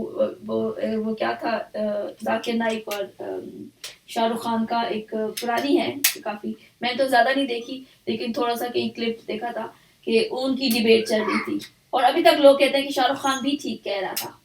وہاں پہ مسلمز بھی کہتے ہیں کہ شاہ رخ خان بھی ٹھیک کہہ رہا تھا. شاہ رخ خان کا یہ تھا اس ڈیبیٹ میں کہ جو ریلیجن ہے نا یہ از یور پرسنل چوائس. پوری دنیا, مطلب اتنی دنیا یہی کہتی ہے کہ religion is your personal choice. اس میں آپ یہ نہ کہو کہ تمہارا جو عقیدہ وہ ٹھیک نہیں ہے. عقیدہ پرسنل چوائس ہوتی ہے, اللہ اور بندے کے درمیان ہوتا ہے. اس میں کسی تیسری کو کوئی حق نہیں ہے کہ اس کو کہے کہ تم غلط ہو اور رانگ, یہ نہیں آپ کہہ سکتے کیونکہ وہ اللہ اور بندے کے درمیان. تو اللہ تعالیٰ یہی بات یہاں کہہ رہے ہیں کہ عقیدہ بنانے کے لیے, دین بنانے کے لیے وہ کسی علم کی ضرورت ہی محسوس کرتے ہیں. وہ کیا کہتے ہیں, پہلے تو ایک گمان سے, قیاس سے, ایک تکے سے, اپنے خیال سے اپنا عقیدہ بنا لیتے ہیں دماغ میں, اور پھر اس کے اوپر ایسے ایمان لے آتے ہیں کہ گویا وہی حقیقت ہے. صرف اپنے دماغ سے بنا لیا انہوں نے, اور وہ کہتے ہیں کہ وہی حقیقت ہے. اور دوسرے یہ کہ انہوں نے یہ کیا کیوں ایسا کہ انسان پیغمبر کی بات چھوڑ کے, جو یہ بتا رہا ہے صحیح چیز بتا رہا ہے, اس کو چھوڑ کے انسان کہے کہ نہیں جو میرے پاس ہے نا, جو مجھے لگ رہا ہے بس وہی ٹھیک ہے. وہ انسان ایسا کیوں کرتا ہے؟ جو اسے ایک تو آسان لگے کہ اس میں مجھے کوئی دقت نہ ہو, مجھے کوئی میرے اوپر کوئی چیز نہ امپوز کرے, مجھے کوئی تکلیف نہ ہو. مجھے جیسے اب آج کل ہم مسلمان تو یہ کرتے ہیں نا, پک اینڈ چوز, جو اسلامی جو چیزیں ہمیں آسان لگتی ہے وہ کرتے ہیں, جو مشکل لگتی ہے وہ ہم کہتے ہیں کہ بھئی یہ تو نہیں ہو سکتا تو کوئی بات نہیں, یہ بھی کہہ دیتے ہیں, یہ نہیں پتا ہوتا اس میں یہ کہہ دیتے ہیں. مطلب مسلمان ہو کے بھی یہ عقیدہ رکھنا تو یہ بھی تو کفر ہے کہ آپ یہ کہو کہ اللہ تعالیٰ نے قرآن میں کہا ہے کہ ان کے لیے دردناک عذاب ہے جو یہ کہتے ہیں کہ کچھ لے لیں گے اور کچھ نہیں لیں گے. تو سورہ البقرہ میں تو اللہ تعالیٰ کہہ رہے ہیں کہ دوسرا یہ رویہ اس وجہ سے کرتے ہیں کہ اپنی خواہش نفس کی پیروی ان کا دل اختیار کرتے ہیں. ان کا دل چاہتا ہے کہ کوئی ایسا معبود ہو کہ ان کے کام بناتا رہے, دعائیں شعائیں کرنے کے لیے. ویسے ہم نے اللہ تعالیٰ کو نا دعائیں قبول کرنے کے لیے رکھا ہوا ہے. مطلب ہم اتنے قریبی, مطلب اتنے مسلمان اپنے بہن بھائی اور ان کی تھوڑی سی پتہ کرے نا تو آپ کو اب جب آبزرو کرو تو یہ پتہ چلتا ہے کہ وہ لوگ نا اس صرف اللہ تعالیٰ کو نا دعائیں کے لیے کہ میں نے بس میری دعا قبول ہو جائے اور کوئی وظیفہ بتاؤ کہ میری دعا قبول ہو جائے. کسی نے کبھی ایسے نہیں پوچھا کہ اللہ تعالیٰ کس چیز سے ناراض ہو جاتے ہیں, اس چیز سے ناراض تو نہیں ہو جائیں گے اللہ تعالیٰ مجھ سے, کیا چیز ہو کہ انسان میں نے ایسی زندگی گزار لائی ہے, اب کیا کوئی شارٹ کٹ ہو, کوئی ایسا ہو کہ میں اللہ تعالیٰ کو راضی کر لوں نا, مجھے لگتا ہے اللہ تعالیٰ مجھ سے ایسا کوئی سوال نہیں پوچھتے, صرف یہ سوال پوچھتے ہیں کہ کوئی وظیفہ بتاؤ کہ میری یہ دعا قبول ہو جائے, لڑائی جھگڑا نہ ہو. ہاں بالکل. اللہ تعالیٰ کو ہم نے اس لیے رکھا ہے کہ وہ ہماری دعائیں بھی قبول کرے اور کوئی جو ہماری خواہشات ہیں وہ ہماری پوری کرے, اور آخرت میں پھر وہ بھی رکھا ہوا ہے کہ آخرت میں ہمیں بخشوانے کا ذمہ داری بھی اللہ ہی کی ہے, کیونکہ ہم نے کہا ہے نا اللہ کو مانا ہے, بس منہ سے مانا ہے تو نہ قربانی کرنی پڑے جنت, یہ بھی اللہ کی ذمہ داری ہے کہ وہ ہمیں بخش دے, اور لیکن نہ کوئی حلال حرام کی پابندی لگائے اور نہ کوئی ایسا اخلاقی ضابطہ اچھے برے اور برے اخلاق کا کوئی پابندی لگائے کہ یہ والا تم نے کرنا ہے اور یہ نہیں کرنا. تو اور نہ ہی وہ جو انبیاء کوئی چیزیں لے کر آئیں اور کوئی رولز ہوں جو ہمیں فالو کرنے پڑیں, تو اس کے لیے انسان تیار نہیں ہوتے, بلکہ پھر انسان کیا کہتا ہے کہ اچھا جو مجھے لگتا ہے نا جیسا تو اسی کے اوپر چلتے ہیں. دل میں ہم کہہ لیتے ہیں کہ بس اللہ ہے غفور الرحیم ہے, معاف کرنے والا ہے. تو ان کو اللہ تعالیٰ کہہ رہے ہیں کہ ہر زمانے میں اللہ تعالیٰ نے پیغمبروں کو بھیجا لوگوں کو حقیقت بتانے کے لیے. ہر زمانے میں, ہر انسانیت پوری کی تاریخ میں اللہ تعالیٰ نے پیغمبر 1,24,000 پیغمبر بھیجتے رہے, اور آخر میں نبی صلی اللہ علیہ وسلم کے ذریعے وہی پیغام اتنی زبردست طریقے سے کہ نہ اس کو کوئی چینج کر سکتا ہے, نہ اس کو کوئی تباہ کر سکتا ہے. اس کا نبی صلی اللہ علیہ وسلم نے جو قرآن لے کر آئے وہ تو بالکل 100% ایسا ہی محفوظ ہے. نبی صلی اللہ علیہ وسلم کی جو ایکسپلینیشن تھی سیرہ اور حدیث اور وہ بھی اس طرح موجود ہے. لیکن انسان کیا کہتے ہیں کہ اس کو یہ اللہ تعالیٰ نے ہر دور میں انسان کے لیے یہ انتظام کیا کہ انسان کو یہ چیز بتائی جائے, سب انسانوں تک اللہ تعالیٰ کا پیغام پہنچایا جائے. حالانکہ ان کے رب کے پاس حالانکہ ان کے رب کی طرف سے ان کے پاس ہدایت آ چکی ہے, یعنی ہر زمانے میں اللہ تعالیٰ نے یہ ہدایت بھیجی ہے انسان کے لیے. امن انسان ماتمنا, انسان جو کچھ چاہے اس کے لیے وہی حق ہے. دنیا اور آخرت کا مالک تو اللہ ہی ہے, یعنی انسان جس کو چاہے معبود بنا لے, جیسا چاہے انسان عقیدہ بنا لے. اس کو انسان کو کیا اپنی مرضی ہے کہ جو مرضی کر لے, ایسی بات تو نہیں ہے. آسمانوں میں کتنے ہی فرشتے موجود ہیں, ان کی شفاعت کچھ بھی کام نہیں آ سکتی جب تک کہ اللہ کسی ایسے شخص کے حق میں اجازت نہ دے جس کے لیے وہ سننا چاہتا ہے, ارزداش سننا چاہے اور اس کو پسند کرے. تو یعنی تمام فرشتے بھی مل کر اگر شفاعت کریں اور اللہ تعالیٰ کی اجازت نہ ہو, سارے کے سارے فرشتے ایک بندے کے لیے کھڑے ہو جائیں کہ اس کو نہیں جہنم میں ڈالیں, اس کی کو جہنم میں نہیں ڈالیں, تو اس کی قبول کی جائے گی. سارے کے سارے فرشتے کھڑے ہو جائیں. اللہ تعالیٰ کی جب تک مرضی نہیں ہوگی تو وہ کسی کی بھی سفارش قبول نہیں کی جائے گی. فرشتے جو اللہ تعالیٰ کہتے قریب ہے ان کی بھی سفارش قبول نہیں کی جائے گی, صرف اس کے لیے سفارش قبول کی جائے گی جس کے لیے اللہ تعالیٰ کی مرضی ہو. ہمیں کیا پتا کہ ہم اتنی ہماری قوم اس کے عقیدے بنا کے بیٹھی ہوئی ہے کہ وہ سفارش کر دے گا تو یہ سفارش کر دیں گے, تو بزرگ بھی کر دیں گے, تو پیغمبر بھی کر دیں گے, نبی صلی اللہ علیہ وسلم ہماری کیا کہتے ہیں شفاعت کریں گے, اور ہم امتی ہیں اور نبی صلی اللہ علیہ وسلم کو بھی ہم نے وہ اس ذمہ داری کے لیے رکھا ہوا ہے کہ کیونکہ امتی ہیں, اب ان کا فرض ہے کہ ہمیں چھڑائیں, ہم جو مرضی کریں. اور ان کا جو پیغام تھا جو کہ اتنی بڑی بڑی وعیدیں اور وارننگز کے اپنے آپ کو بدلو, تیاری کرو اس کے لیے, اس وقت کچھ چیزوں کو چھوڑ کے تو ہم صرف یہ کہہ دیتے ہیں کہ بس امتی ہیں تو امتی ہمیں نہیں چھڑائیں گے نبی صلی اللہ علیہ وسلم, تو کس کو چھڑائیں گے. ہر بندے نے اپنے آپ کو امتی بنایا ہوا ہے کہ ہمیں نبی صلی اللہ علیہ وسلم چھڑا لیں گے. تو گائز ابھی کیا ٹائم ہو رہا ہے, نماز پڑھ لیں, باقی بات بھی پڑھ لیں, نماز کا ایک بریک لیتے ہیں پھر اس کو کنٹینیو کرتے ہیں. اوکے, آیت نمبر ہے 26 سورہ النجم وَكَمْ مِن مَلَكٍ فِي السَّمَاوَاتِ لَا تُغْنِي شَفَاعَتُهُمْ شَيْئًا، اور آسمانوں میں کتنے ہی فرشتے موجود ہیں، ان کی شفاعت کچھ بھی کام نہیں آ سکتی جب تک کہ اللہ کسی ایسے شخص کے حق میں اس کی اجازت نہ دے دے. ہاں یہ ہو گئی. تو اور اس کو سننا چاہے اور اس کو پسند کرے، یعنی جس کی اللہ تعالیٰ اجازت دیں گے اس کی شفاعت ہی مانی جائے گی. مگر جو لوگ آخرت کو نہیں مانتے وہ فرشتوں کو دیویوں کے نام سے موسوم کرتے ہیں. یعنی ایک تو ان کی حماقت یہ ہے کہ حالانکہ اس کا دیویوں کے نام سے موسوم کرتے ہیں، حالانکہ اس معاملے میں کوئی علم انہیں حاصل نہیں ہے، وہ محض گمان کی پیروی کر رہے ہیں، اور گمان حق کی جگہ کچھ بھی کام نہیں دے سکتا.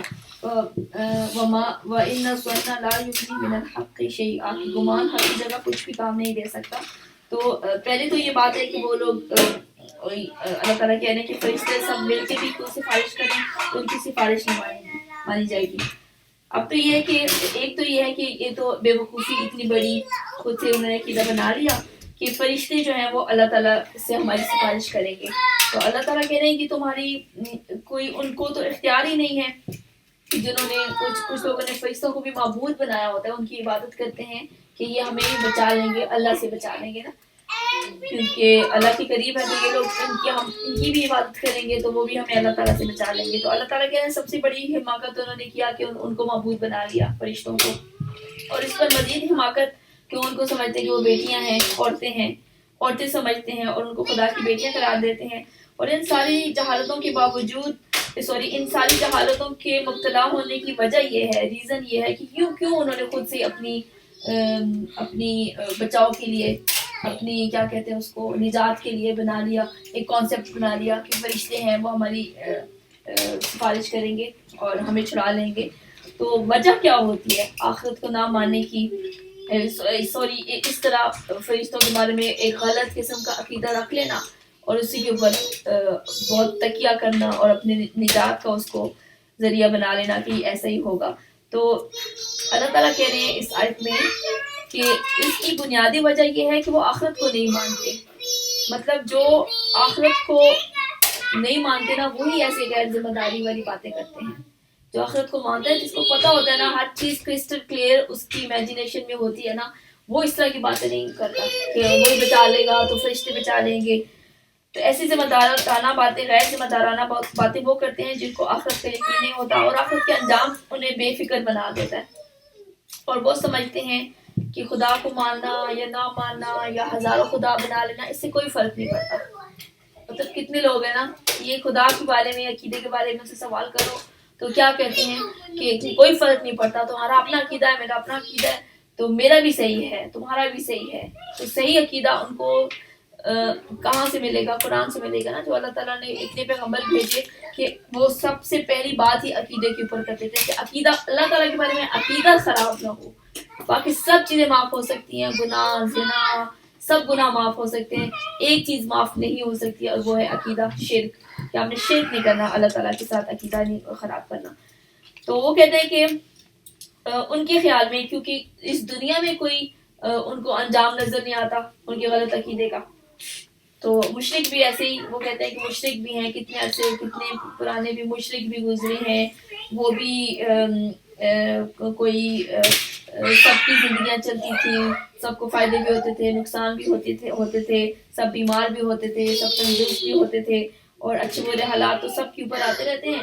تو ان کا یہی انہوں نے دیکھ لیا کہ اس کا کوئی نتیجہ نہیں ہے کہ کیسا مرضی بھی اللہ تعالیٰ کے بارے میں کوئی عقیدہ بنا لے، کانسیپٹ رکھ لے، تو اس کا انہوں نے ان کی دنیا میں ان کو کوئی انجام نظر نہیں آتا. تو وہ یہ سمجھتے ہیں کہ اٹس اوکے، یہ بس رات چلتے رہتے ہیں. مشرکوں کو بھی اتنا وہ بھی پروگریس کر رہے ہیں اور یہ تو نہیں کہ وہ نہیں کر رہے، ان کو دنیا میں سزا مل جانی چاہیے تھی. تو اس کا مطلب ہے کہ وہ یہ بھی سب کچھ ہی ٹھیک ہے ان کے نزدیک. دوسری بات یہ ان کے لیے کوئی بڑی اہم امپورٹنٹ یا کوئی سنجیدہ معاملہ نہیں ہے کہ یہ معبود کو چوز کرنے والا، کہ آدمی کسی کو بھی معبود بنا لے، کتنے بھی بنا لے، ایک خدا بنائے، 100 بنائے، 1000 بنائے، اٹ ڈزنٹ میٹر ان کے نزدیک. تو اور عقیدہ ان کے نزدیک بنا لینا کسی عقیدے کو اختیار کر لینا, کوئی نیا کوئی عقیدہ رکھ لینا, ان کے لیے کہ بس ایک ڈزنٹ میٹر والی چیز ہے, کہ اتنی کوئی خاص بات نہیں ہے کہ انسان اس کے پیچھے پڑ جائے کہ اللہ تعالیٰ کون ہے, اللہ تعالیٰ ایک ہے یا ایک معبود ہے. تو ان کے لیے ہے کہ جو بس کریں, اپنی مرضی ہے, اپنی چوائس ہے, جو بھی انسان سلیکٹ کرے. یہ تو غلط ہے نا.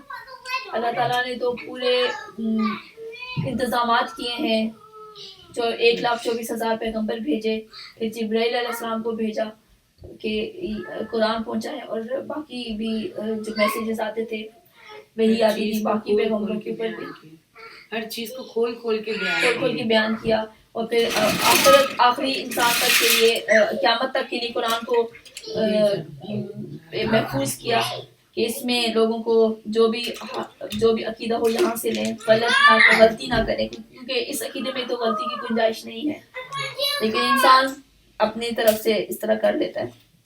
تو یہ کہتے ہیں کہ اللہ تعالیٰ کہہ رہے ہیں کہ جو انہوں نے فرشتوں کو بیٹیاں بنا دیا ہے, تو ان کو کس ذریعے سے, کیا سورس ہے کہ ان کو یہ پتہ چلا کہ فرشتے جو ہیں وہ ان کی جینڈر فیمیل ہے, کوئی طریقہ ہو, ان کو کدھر سے پتہ چلا؟ یہ تو ہم تو فرشتے بھی کبھی نہیں دیکھ سکتا انسان, تو ان کو کیسے پتہ چلا کہ فرشتے جو ہیں وہ ان کی جینڈر فیمیل ہے, وہ بیٹیاں ہیں؟ بس انہوں نے اپنے گمان سے ایک بات فرض کر لی ہے, اور اسی پر پھر ان کے آستانے بنائے ہوئے ہیں, ان کے اوپر مرادیں مانگتے ہیں اور نظریں چڑھاتے ہیں, بس اپنے گمان کی وجہ سے.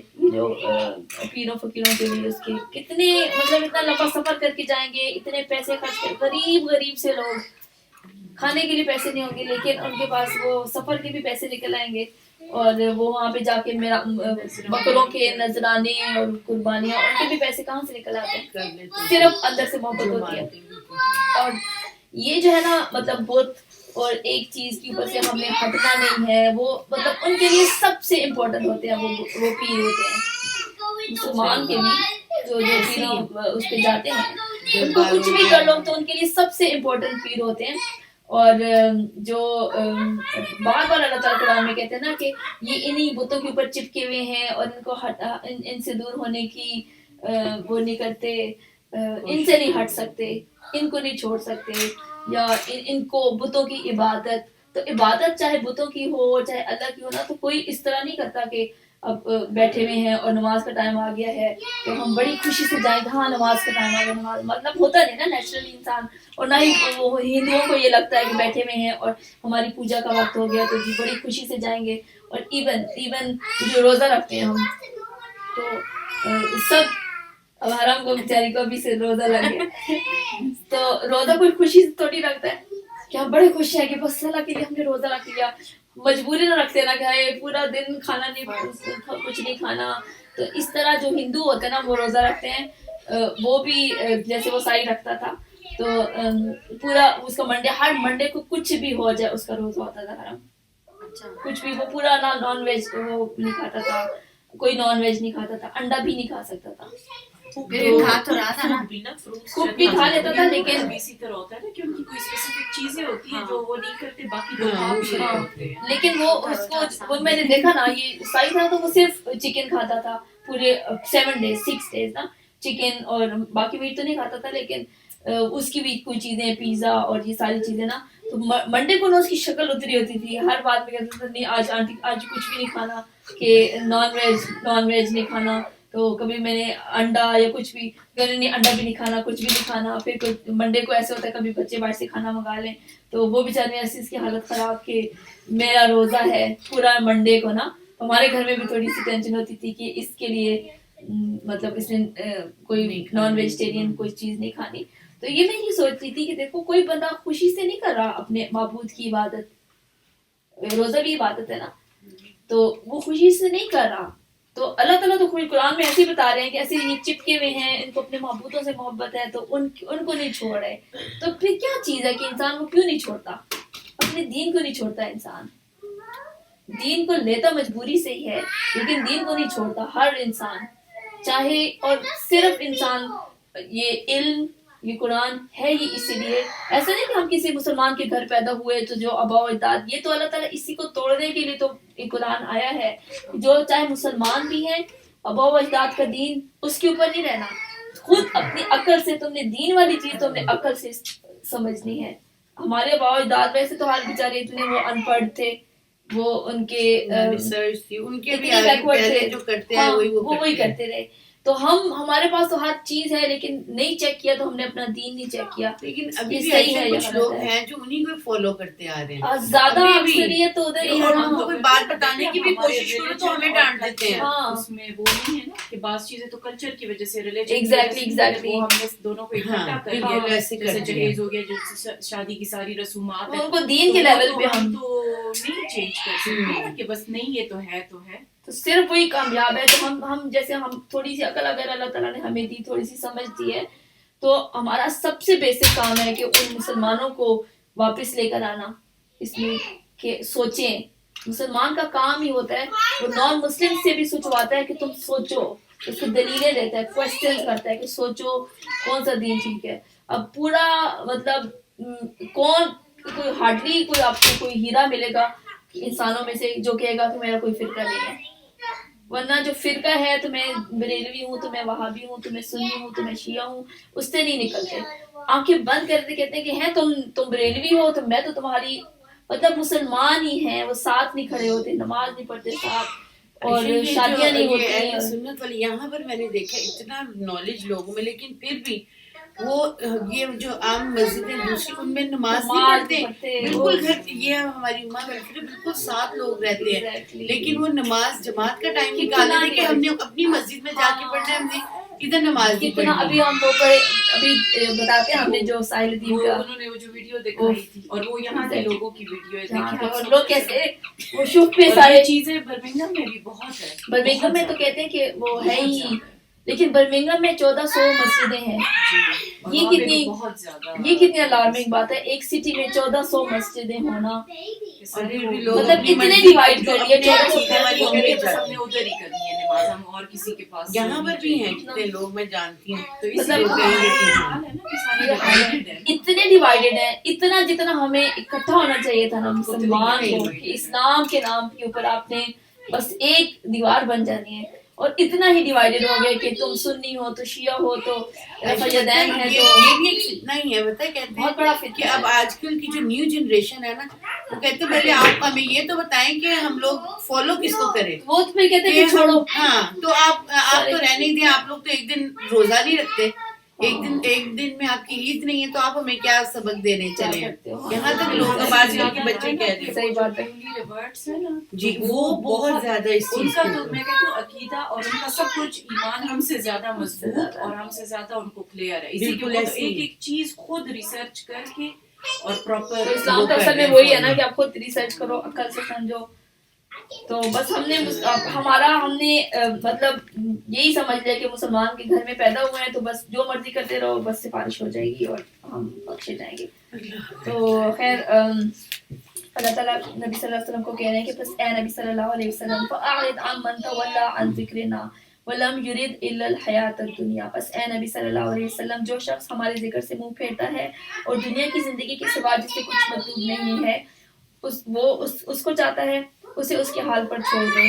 اور ان لوگوں کا مبلغ علم بس یہی کچھ ہے, یعنی اس کے پیچھے اب جو ہمارے ذکر سے مراد کی جو ہمارے ذکر سے منہ موڑتا ہے, یعنی قرآن سے ذکر سے مراد قرآن, یعنی قرآن سے منہ موڑتا ہے, یا پھر جو نصیحت جو بھی قرآن کے اندر جو نصیحت آئی ہے اس سے منہ موڑتا ہے, یا اللہ تعالیٰ کا ذکر بھی اس کو پسند نہیں ہے. مطلب یہ بھی مسلمانوں کو ہی ہوتا ہے کہ وہ کہتے کیا ہر وقت یہ باتیں کرتے رہتے ہو, تو جب دیکھو تو ڈراتے رہتے ہو, مطلب اللہ تعالیٰ کی بات ہوتی ہے دونوں پہ چلنا ہے, تو ہاں دونوں پہ چلنا ہے, تو وہ پسند نہیں ہوتا نا. تو اللہ تعالیٰ کہہ رہے ہیں کہ ایسے بندے کے پیچھے نہ پڑو, اسے سمجھانے کے اوپر اپنا وقت نہ ضائع کرو, کیونکہ ایسا شخص کسی ایسی دعوت کو قبول کرنے کے لیے تیار نہیں ہوگا کہ جس کی بنیاد اللہ تعالیٰ کے خوف کے اوپر ہو, کہ اللہ تعالیٰ سے ڈرو, اس کو یہ کہا جائے اللہ تعالیٰ گائز کم ڈاؤن, بیٹی بھی میری چلی گئی, پتہ نہیں کوئی یہ ہے تو حرم لے نیچے.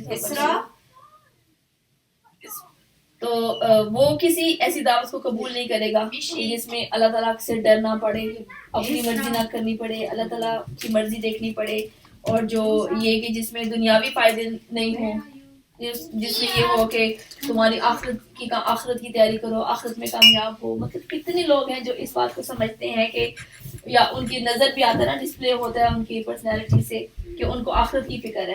بس فکر ہوتی ہے کہ بس اس دنیا کی گھر بن جائے، بچے ڈاکٹر بن جائیں، بچوں کا کیریئر بن جائے، اور بس صرف اس کی کامیاب ان کو کہہ بھی دیا جائے کہ آخرت کی.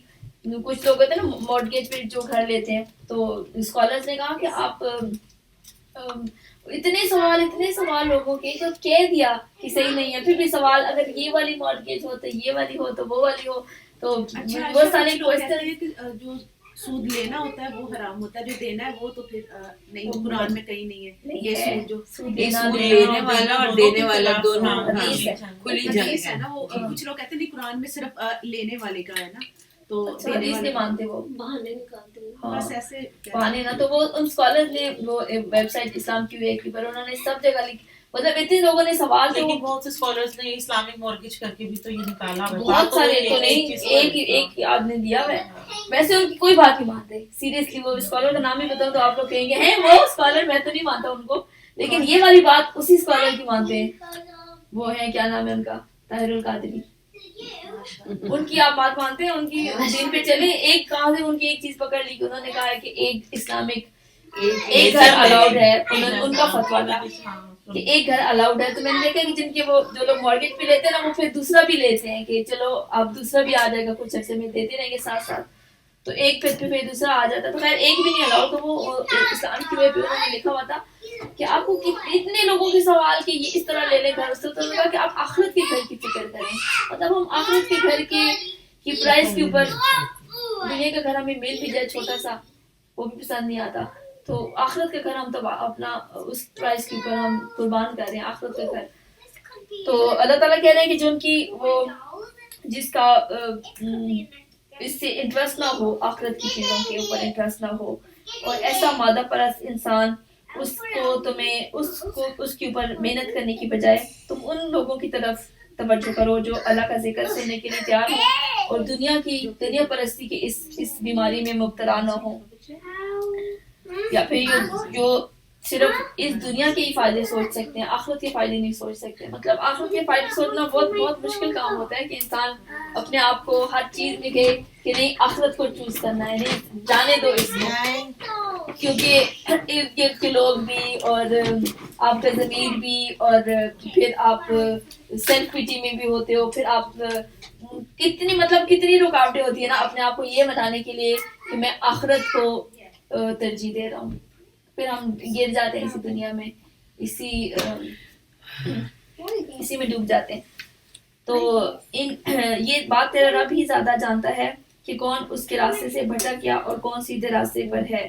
زمینوں اور آسمان کی ہر چیز کا مالک اللہ ہی ہے. یعنی سب یہ فیصلہ اللہ تعالیٰ یہ اللہ تعالیٰ کے ہاتھ میں ہی ہے کہ کس کو گمراہی کا، ہدایت کا فیصلہ، کوئی ہے گمراہی پہ ہے یا کوئی ہدایت پہ ہے، یہ صرف اللہ تعالیٰ کے ہاتھ میں ہی ہے یہ فیصلہ. وَلِلَّهِ مَا فِي السَّمَاوَاتِ وَمَا فِي الْأَرْضِ، اور اللہ ہی کے لیے ہے جو کچھ آسمانوں میں زمین میں ہے، تاکہ اللہ برائی کرنے والوں کو ان کے عمل کا بدلہ دے اور ان لوگوں کو اچھی جزا سے نوازے جنہوں نے نیک رویہ اختیار کیا ہے. یعنی کہ اور بیچ میں ایک معترضہ جملہ آ گیا، اس کی آپ کو بات سمجھ میں آئے گی، لیکن سماعت ٹائم انشاءاللہ ہم ڈیٹیل میں پڑھیں گے. بیچ میں ایک معترضہ جملہ آ جاتا ہے. تو اگلی بات یہ ہے کہ تاکہ اللہ برائی کرنے والوں کو ان کے عمل کا بدلہ دے اور ان لوگوں کو اچھی جزا سے نوازے جنہوں نے نیک رویہ اختیار کیا ہے، جو بڑے بڑے گناہوں اور کھلے کبھی افعال سے پرہیز کرتے ہیں، الا یہ کہ کچھ قصور ان سے سرزد ہو جائے. تو اللہ تعالیٰ کہہ رہے ہیں کہ کچھ قصور سرزد ہو جائے، بے شک تیرے رب کا دامن مغفرت بہت وسیع ہے. تو لمم کیا ہوتا ہے نا کہ اللہ تعالیٰ کہہ رہے ہیں کہ جو بڑے بڑے گناہوں سے اجتناب کرے گا نا، تو پھر اللہ تعالیٰ لمم جو ہے نا چھوٹے چھوٹے گناہوں کو معاف کر دیں گے. تو لمم کہتے ہیں کہ جیسے کہتے ہیں نا کہ میں بس تھوڑی دیر کے لیے آئی، بس وہ آئی، اس نے سلام کیا اور بیٹھی نہیں ایسی چلی گئی، تو کیا خیال آتا ہے نا کہ بس چھوٹا سا، تو اس کو کہتے ہیں لمم. تو اتنے گناہ تو اللہ تعالیٰ اپنی معاف کر دیں گے، اور معاف بھی اس طرح اس لیے نہیں کہتے ہیں کہ یہ لوگ کچھ کہتے ہیں نا کبیرہ گناہ صغیرہ گناہ، تو اس میں لکھا ہوتا ہے تفسیر میں کہ یہ بھی نہیں ہے کہ کچھ یہ تو کہ کچھ گناہ کبیرہ ہیں کچھ گناہ سبھی کبیرہ ہیں، سبھی گناہ ہوتا ہے اللہ تعالیٰ کی. ہاں کر رہے ہیں اس کو کر رہے ہیں چھوٹے گناہوں کو تو وہ کبیرہ وہ بھی کبیرہ ہو جاتے ہیں، لیکن گناہ ہی ہوتا ہے چاہے وہ چھوٹا ہو چاہے بڑا ہو، کیونکہ اللہ تعالیٰ کی اس میں نافرمانی ہے نا، گناہ میں اللہ تعالیٰ کی نافرمانی ہے. تو لیکن اللہ تعالیٰ کہہ رہے ہیں کہ جو معاف کون سے کریں گے، کہ بس کبھی انسان کبھی کسی بڑے گناہ کے قریب پہنچ جاتا ہے لیکن انسان اس سے کرتا نہیں، تو قریب پہنچ جانا بھی اس گناہ، انسان اس حد تک پہنچ گیا لیکن گناہ نہیں کیا تو وہ گناہ سے بچ گیا، لیکن وہ ہوتا ہے لمم چھوٹا گناہ. یا پھر کچھ دیر اس نے کیا، جیسے وہ کیا اس کو خیال آیا اور اس نے سٹاپ کیا. کبھی کسی کی غیبت ہم سٹارٹ کر دیتے ہیں تو پھر فوراً خیال آتا ہے، پھر انسان کہتا ہے نہیں رک جاتا ہے بندہ. تو انسان اس گناہ میں مبتلا ہونے کے بعد فوراً واپس آ جائے اور چھوڑ دے. اور بعض کے نزدیک یہ بھی مطلب ہے کہ انسان گناہ کا خیال آئے کہ گناہ کر لوں گا، نیت کر لی لیکن کرتا نہیں ہے یا وہ پاسبل نہیں ہوا وہ گناہ کرنا، تو انسان اس کو بھی وہ گناہ کرے نہیں، اس کا ارتکاب نہ کرے. تو یہ ہوتے ہیں لمم چھوٹے گناہ. اور چھوٹے گناہ ان کی معافی اس لیے نہیں کہ یہ چھوٹے گناہ تھے تو اللہ تعالیٰ نے معاف کر دیں گے نا.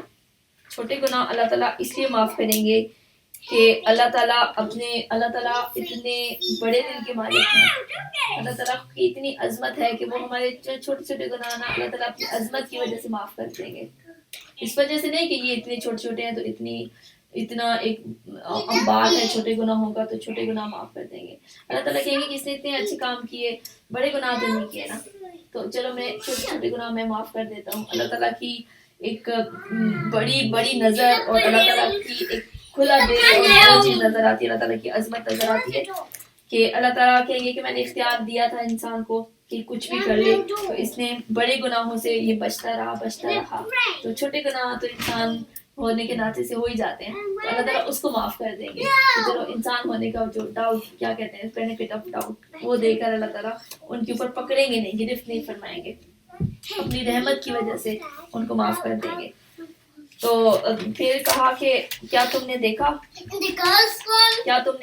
اس کی شخص کی طرف، اچھا سوری، ان ربک واسع المغفرہ، بے شک تیرے رب کا دامن مغفرت بہت وسیع ہے، یعنی اس لیے وہ چھوٹے چھوٹے گناہ معاف کر دے گا. وہ تمہیں اس وقت سے جانتا ہے جب اس نے زمین سے تمہیں پیدا کیا. مطلب امیجن کریں کہ ہم اب آج اتنے انسان ہٹے کٹے ہم ہیں یا مائی سیلف، تو اللہ تعالیٰ کہہ رہے ہیں کہ اس وقت یاد کرو کہ جب اس نے تمہیں زمین سے پیدا کیا اور جب تم اپنی ماں کے پیٹوں میں ابھی جنین تھے، بالکل بچے تھے، اپنے ماں کے پیٹوں میں تھے. بس اپنے نفس کی پاکی کے دعوے نہ کرو، وہی بہتر جانتا ہے کہ واقعی کون متقی ہے.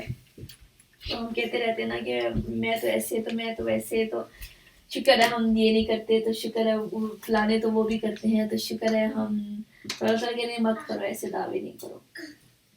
ہم اپنے ایسے نا انجانے میں ہم دوسروں کو پھر ایسے لک ڈاؤن کر لیتے ہیں کہ وہ لوگ تو وہ کرتے ہیں، تو سنگرز ہیں، تو وہ تو ماڈلز ہیں، تو وہ ایکٹرز ہیں، تو ہم تو شکر ہے یہ نہیں کرتے. پتہ نہیں اس کے علاوہ پہ ہم کتنا کچھ کر دیتے ہیں. تو اللہ تعالیٰ کہتے ہیں کہ اپنے پاکی کے دعوے مت کرو، اپنے آپ کو نیک مت بتاؤ. تو کتنا ہمارے اندر یہ چیز ہوتی ہے. چھوٹی سی ہم نماز پڑھ لیتے ہیں، تھوڑی سی کچھ کر لیتے ہیں تو ہم اپنے آپ کو بہت نیک اور پاک اور پتہ نہیں. ایون کہ عائشہ کہتے ہیں کہ کسی اور کے بارے میں بھی ایسا گمان نہیں کرنا چاہیے کہ وہ بہت نیک ہے یا ہاں، اور جو کہتے ہیں ضرور جائے گا اکثر وہ جنتی ہے ہم کہہ دیتے ہیں. اور ایون کہ کوئی اللہ معاف کرے جیسے کسی کی ڈیتھ ہو جاتی ہے تو ہم لوگ کہتے ہیں نا کہ یہ تو سیدھا جنت میں جائے گا، تو یہ غلط چیز ہے نا. ایک صحابی تھے تو وہ بیمار تھے نا بہت زیادہ، مطلب صحابی اتنا کتنا کام کیا ہوگا، کام کیا تھا. عثمان بن مظعون تھے نام ان کا. تو وہ جب بالکل آخری وہ فوت ہونے والے تھے تو نبی صلی اللہ علیہ وسلم ان کی عیادت کے لیے گئے نا، تو وہ ان کی ماں نبی صلی اللہ علیہ وسلم ان کو دیکھ کے مسکرائے. تو ان کی ماں نے کہا کہ واہ عثمان تم تو جنتی ہو. تو نبی صلی اللہ علیہ وسلم نے کہا کہ یہ کون عورت ہے اللہ تعالیٰ کے اوپر یہ بات کرنے والی کہ جنتی ہے. تو ان کے بعد نبی صلی اللہ علیہ وسلم نے جو بات کی نا وہ مار دینے والی ہے. نبی صلی اللہ علیہ وسلم فرمایا کہ ہو سکتا ہے اس نے ایک دم سے ذہن سے نکل گیا, ہو سکتا ہے اس نے کوئی ایسی بات کی ہو, ہو سکتا ہے اس نے کوئی ایسی بات کی ہو, منہ سے ایک بات بھی نکالی ہو, یا ہو سکتا ہے اس نے کوئی ایسی چیز روکی ہو جو کسی کی ضرورت کی ہے. ہمارے اسٹور بھرے ہوتے ہیں, ہماری چیزیں ایسی پڑی کی پڑی رہتی ہیں, اس نے کیا پتا کوئی ایسی چیز روکی ہو کہ کسی اور کی ضرورت کی ہو لیکن اس نے روک کے رکھی ہوئی ہو. مطلب ایسا نہیں کہ کسی نے, ہو سکتا ہے اس نے گناہ کیا ہو سکتا ہے اس نے ڈاکہ ڈالا ہو, چوری کی ہو. نارمل سی چیز ہے, اس چھوٹی سی چیزوں پہ بھی ہو سکتا ہے. ہم کیسے کہہ سکتے ہیں کہ کوئی جنتی ہے یا یہ تو جنت میں جائے گا. تو وہی بات, ابھی ہم یہ قرآن ڈفرینٹ چیز ہے, مطلب ہم اس کو تشریح کر کے پڑھتے ہیں نا, تو جو حدیث ہوتی ہے نا وہ تو مطلب کلیئر کٹ چیزیں بتاتے ہیں, روزمرہ کی, مطلب بالکل ڈائریکٹ چیزیں روزمرہ کی. اور جیسے یہ والی حدیث تھی, تو انشاءاللہ اللہ کرے ہمارے پاس یہ والا ایک دفعہ کر لیں حرم, اس کے بعد ہم حدیث ہی شروع کریں گے, بخاری شریف کریں گے یا وہ کوئی اور کتاب. دورہ قرآن تو رمضان میں ہوگا, اللہ کرے ایک دفعہ مکمل ہو جائے. ہر دفعہ ہمارا آدھا ہوتا ہے تو پھر رہ جاتا ہے. انشاءاللہ ہم پہلے شروع کرتے ہیں اس دفعہ. تو اچھا, پھر اس کے بعد اللہ تعالیٰ کہہ رہے ہیں کہ اے نبی صلی اللہ علیہ وسلم افرأیت الذی تولی, کہ اے نبی صلی اللہ علیہ وسلم کیا تم نے اس شخص کو بھی دیکھا ہے جو راہ خدا سے پھر گیا, پھر تھوڑا سا دیکھ کر رک گیا. کیا اس کے پاس کوئی غیب کا علم ہے کہ وہ حقیقت کو دیکھ رہا ہے؟ کیا اسے ان باتوں کی خبر نہیں پہنچی جو موسیٰ کے صحیفوں اور اس ابراہیم کے صحیفوں میں بیان ہوئی ہے جس نے وفا کا حق ادا کر دیا. اچھا, یہ وہ بات ہو رہی ہے, ایک تھا ولید بن مغیرہ, تو دشمن تھا نبی صلی اللہ علیہ وسلم کا, لیکن دعوت قبول کرنے پر نا, اسلام کی دعوت قبول کرنے پر ایک پوائنٹ پہ وہ راضی ہو گیا کہ ہاں ٹھیک ہے میں مسلمان ہو جاؤں گا. تو اس کے دوست نے کہا کہ تم کو نا, تمہیں میں چھڑا لوں گا, اگر تم مجھے اتنے پیسے دے دو نا تو میں چھڑا لوں گا تمہیں اللہ تعالیٰ کے عذاب سے, تو تم بس اسلام قبول نہ کرو. تو وہ پھر پیچھے ہٹ گیا. تو اللہ تعالیٰ کہہ رہے ہیں کہ اس نے بس وہ رک گیا پھر, اور اس نے رقم بھی اپنے دوست کو, مشرک دوست کو جو اس نے کی تھی نا, وہ بھی نہیں ادا کی. تو اس آیت سے بتانا یہ مقصود ہے کہ آخرت سے بے فکری اور دین کی حقیقت سے بے خبری کیسی انسان کو جہالتوں میں, اور انسان کتنی بے وقوفیاں کر دیتا ہے. مطلب یہ کوئی بات ماننے والی ہے کہ کوئی ہم کسی کو کہیں کہ وہ کوئی ہمیں کہ مجھے پیسے دو تو آخرت میں نا تمہارے سارے گناہ میں لے لوں گا, تو تم چلے جانا جنت میں, تم سے نہیں پوچھا جائے گا, حساب نہیں ہوگا, اور میں جواب دوں گا, بس تم مجھے پیسے دے دو. تو انسان کہتی کہ تم پیسے دے دو تو میرا گناہ تو ایسا تو ہے نہیں نا, یہ تو کتنے پیسے بھی دے دیں تو آپ کی اس کی اگلی والی بات ہی آ رہی ہے, اگلی والی چیزیں جو آ رہی ہیں. تو اللہ تعالیٰ کہہ رہے ہیں کہ کیا اسے پتہ ہے کہ آخرت میں عذاب سے وہ اس طرح بچ سکتا ہے پیسے دے کے یا کسی اور کے اوپر ڈال کے. تو اللہ تعالیٰ کہہ رہے ہیں کہ یہ جو باتیں ہیں نا, ابھی جو باتیں ایک لسٹ آ رہی ہے, اور اسی پہلے والی بات سے بھی ریلیٹڈ اس کے جواب میں, اور باقی جو لسٹ ہے نا, تو یہ اللہ تعالیٰ کہہ رہے ہیں کہ یہ کیا اسے ان باتوں کی خبر پہنچی ہے جو موسیٰ کے صحیفوں اور اس ابراہیم کے صحیفوں میں بیان ہوئی جس نے وفا کا حق ادا کیا. یعنی جو صحیفے تھے نا موسیٰ علیہ السلام کے یا ابراہیم علیہ السلام کے, کون سی لائبریری میں, تورات زبور تو ہے نا, تورات اور انجیل تو ہے نا, زبور بھی نہیں, تو یہ تو موجود ہے نا کچھ نہ کچھ اپنے اوریجنل فارم میں, باقی سب چینج ہوئی ہیں. لیکن یہ جو صحیفے ہیں نا, ان کو قرآن میں اللہ تعالیٰ نے ذکر کیا, لیکن یہ صحیفے ہیں نہیں, مطلب کسی لائبریری میں یا ابھی موجود نہیں ہیں, سوائے اس کے کہ اللہ تعالیٰ نے ان کا ذکر کر کے ان کے اندر کیا تھا وہ ہمیں قرآن میں ہی بتا دیا. تو اس میں ابھی وہ جو چیزیں نا بہت مطلب ہم اکثر اسکولوں کے باہر بھی لکھا ہوتا ہے, اور وہ چیزیں, اور یہ چیزیں تھوڑی مشہور آیات ہوتی ہیں, اللہ تزر وازرۃ وزر اخری. ان صحیفوں میں ایک یہ بات تھی کہ کوئی بوجھ اٹھانے والا دوسرے کا بوجھ نہیں اٹھائے گا, یعنی کہ کوئی جو شخص وہی پائے گا اپنے عمل کا بدلہ خود ہی پائے گا, کوئی اس سے لے, ایسا نہیں کہ کوئی کام کر کے تو اس کی ذمہ داری کسی دوسرے کے اوپر ڈال دے, ایسا نہیں ہو سکتا. اگر کسی نے کوئی کام کیا تو اس کا خود اپنے کام کا ذمہ دار ہوگا, خود جواب دہ ہوگا, خود اس کو اس کا انجام دیکھنا پڑے گا, خود اس کو سزا اٹھانی پڑے گی, نہ تو وہ اپنے کام کی ذمہ داری کسی کے اوپر نہیں ڈال سکتا. اور یہ وَأَلَّيْسَ لِلْإِنسَانِ إِلَّا مَا سَعَى، اور یہ کہ انسان کے لیے کچھ نہیں ہے مگر جو اس نے صحیح کی ہے، جو اس نے کوشش کی ہے وہی ملے گا. ایسا نہیں ہوگا، ابھی ہم پچھلی بھی پڑھ چکے ہیں کہ ایسا بھی نہیں ہوگا کہ کسی نے کام کم کیا اس کو مارکس زیادہ مل گئے، یا کسی نے کام زیادہ کیا اس کو مارکس کم ملے. ایسا نہیں ہوگا قیامت میں. جتنا کیا اتنا ہی ملے گا، جتنا کیا اتنا ہی وہ پھل پائے گا، اور نہ کہ کوئی اور ہمارے کیے کا پھل کسی اور کو مل جائے. یہ بھی ظلم ہے. یا کسی اور کو کیا کا ہمارا مل جائے، یا میری جو مجھے انعام مل رہا ہے وہ زیادہ بنتا تھا مجھے کم ملا، یہ بھی نہیں ہوگا. یا جو مجھے انعام مل رہا ہے وہ کم بنتا تھا مجھے زیادہ مل گیا، یہ بھی نہیں ہوگا. مطلب جتنی ہماری اسٹرگل ہے اس کے مطابق اللہ تعالیٰ اس کی پرائسنگ اور اس کی تعین اللہ تعالیٰ خود کریں گے. اور ان صحیفوں میں کیا لکھا ہوا تھا کہ وَأَنَّ سَعْيَهُ سَوْفَ يُرَىٰ، اور یہ کہ اس کی صحیح عنقریب دیکھی جائے گی کہ کون کیا کرتا ہے نا. اللہ تعالیٰ دنیا میں بھی دیکھ رہے ہیں اور آخرت میں بھی دیکھی جائے گی کہ کیا لے کر آئے ہیں. ثُمَّ يُجْزَاهُ الْجَزَاءَ الْأَوْفَىٰ، پھر پوری جزا دے دی جائے گی. ابھی یہ جو میں نے باتیں بتائی ہیں نا کہ کوشش دیکھی جائے گی اور پھر اس کے مطابق سزا، اس کے مطابق جزا، انعام بھی اس کے مطابق، کوشش کے مطابق، اور سزا بھی کوشش اس کے مطابق. وَأَنَّ إِلَىٰ رَبِّكَ الْمُنتَهَىٰ.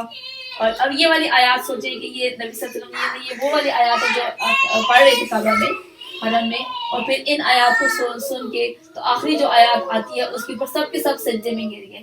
اتنی پیاری آیات ہے، اتنی پیاری ہے، چھوٹی چھوٹی آیات ہیں لیکن ان کے بالکل بہت پیارے مطلب ہے ان کے. وَأَنَّ إِلَىٰ رَبِّكَ الْمُنتَهَىٰ. اب سوچیں کہ یہ ان کی طرف کافروں کو یہ سن رہے ہیں نبی صلی اللہ علیہ وسلم کی یہ بات، اور یہ کہ آخر کار پہنچنا تیرے رب ہی کی طرف سے ہے. آپ امیجن کریں کہ ارد گرد کافر بھی ہیں، وہ بھی ہمارے ساتھ سن رہے ہیں یہ آیات. وَأَنَّهُ هُوَ أَضْحَكَ وَأَبْكَىٰ. اور یہ کہ اسی نے ہنسایا ہے اور اسی نے رلایا ہے، یعنی خوشی اور غم اور اس کے اسباب صرف اور صرف اللہ تعالیٰ کی طرف سے ہوتے ہیں. اچھی بری قسمت وہ بھی اللہ تعالیٰ کی طرف سے ہوتی ہے. کسی کو خوشی نصیب ہوتی ہے وہ بھی اللہ تعالیٰ کی طرف سے ہوتی ہے. کسی کو مشکلات آ جاتی ہیں تو وہ بھی اللہ تعالیٰ کی طرف سے ہوتی ہے. کوئی دوسری ہستی اس میں شامل ہے ہی نہیں کہ وہ ہماری خوشیوں میں وہ ہمیں خوشیاں دے دے، یا ہمیں مشکل وقت دیا ہے تو کوئی اور ہستی نہیں ہے کہ جس نے دیا ہو.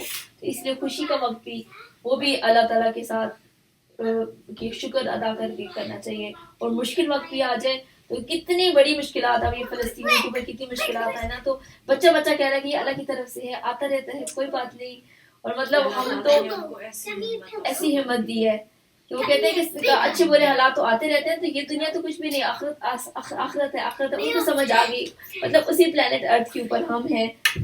بچوں کو کرسپ نہ ملے تو اتنا روتے دھوتے رہتے ہیں، اور ان کو دیکھو کتنے 120 دن کتنے 120 دن ہو گئے اتنے اکتوبر سے چل رہا ہے، اکتوبر نومبر دسمبر جنوری 4 مہینے. ہاں 120 دن سے زیادہ ہو گئے.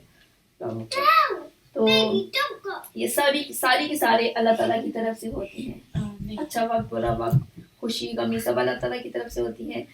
اسی نے ہنسایا اسی نے رلایا. کبھی جب ہمیں کبھی رونا آ جاتا ہے، کبھی ہم ہنستے ہیں، تو وہ سب کا سب اللہ تعالیٰ کی طرف سے ہوتا ہے. اور یہ کہ اسی نے یعنی ہنستا تھا پہلے انسان اندر سے خوش ہو تو انسان اندر سے خوشی ملتی ہے. کبھی کچھ ڈپریشن میں ہوتا ہے، کبھی ہنسی نہیں آتی. What are you doing, John? You're becoming naughty. کیا کر رہے ہو جان؟ پلو کیوں نیچے لے کر آ رہے ہو؟ ہاں to sleep. No, it's not night.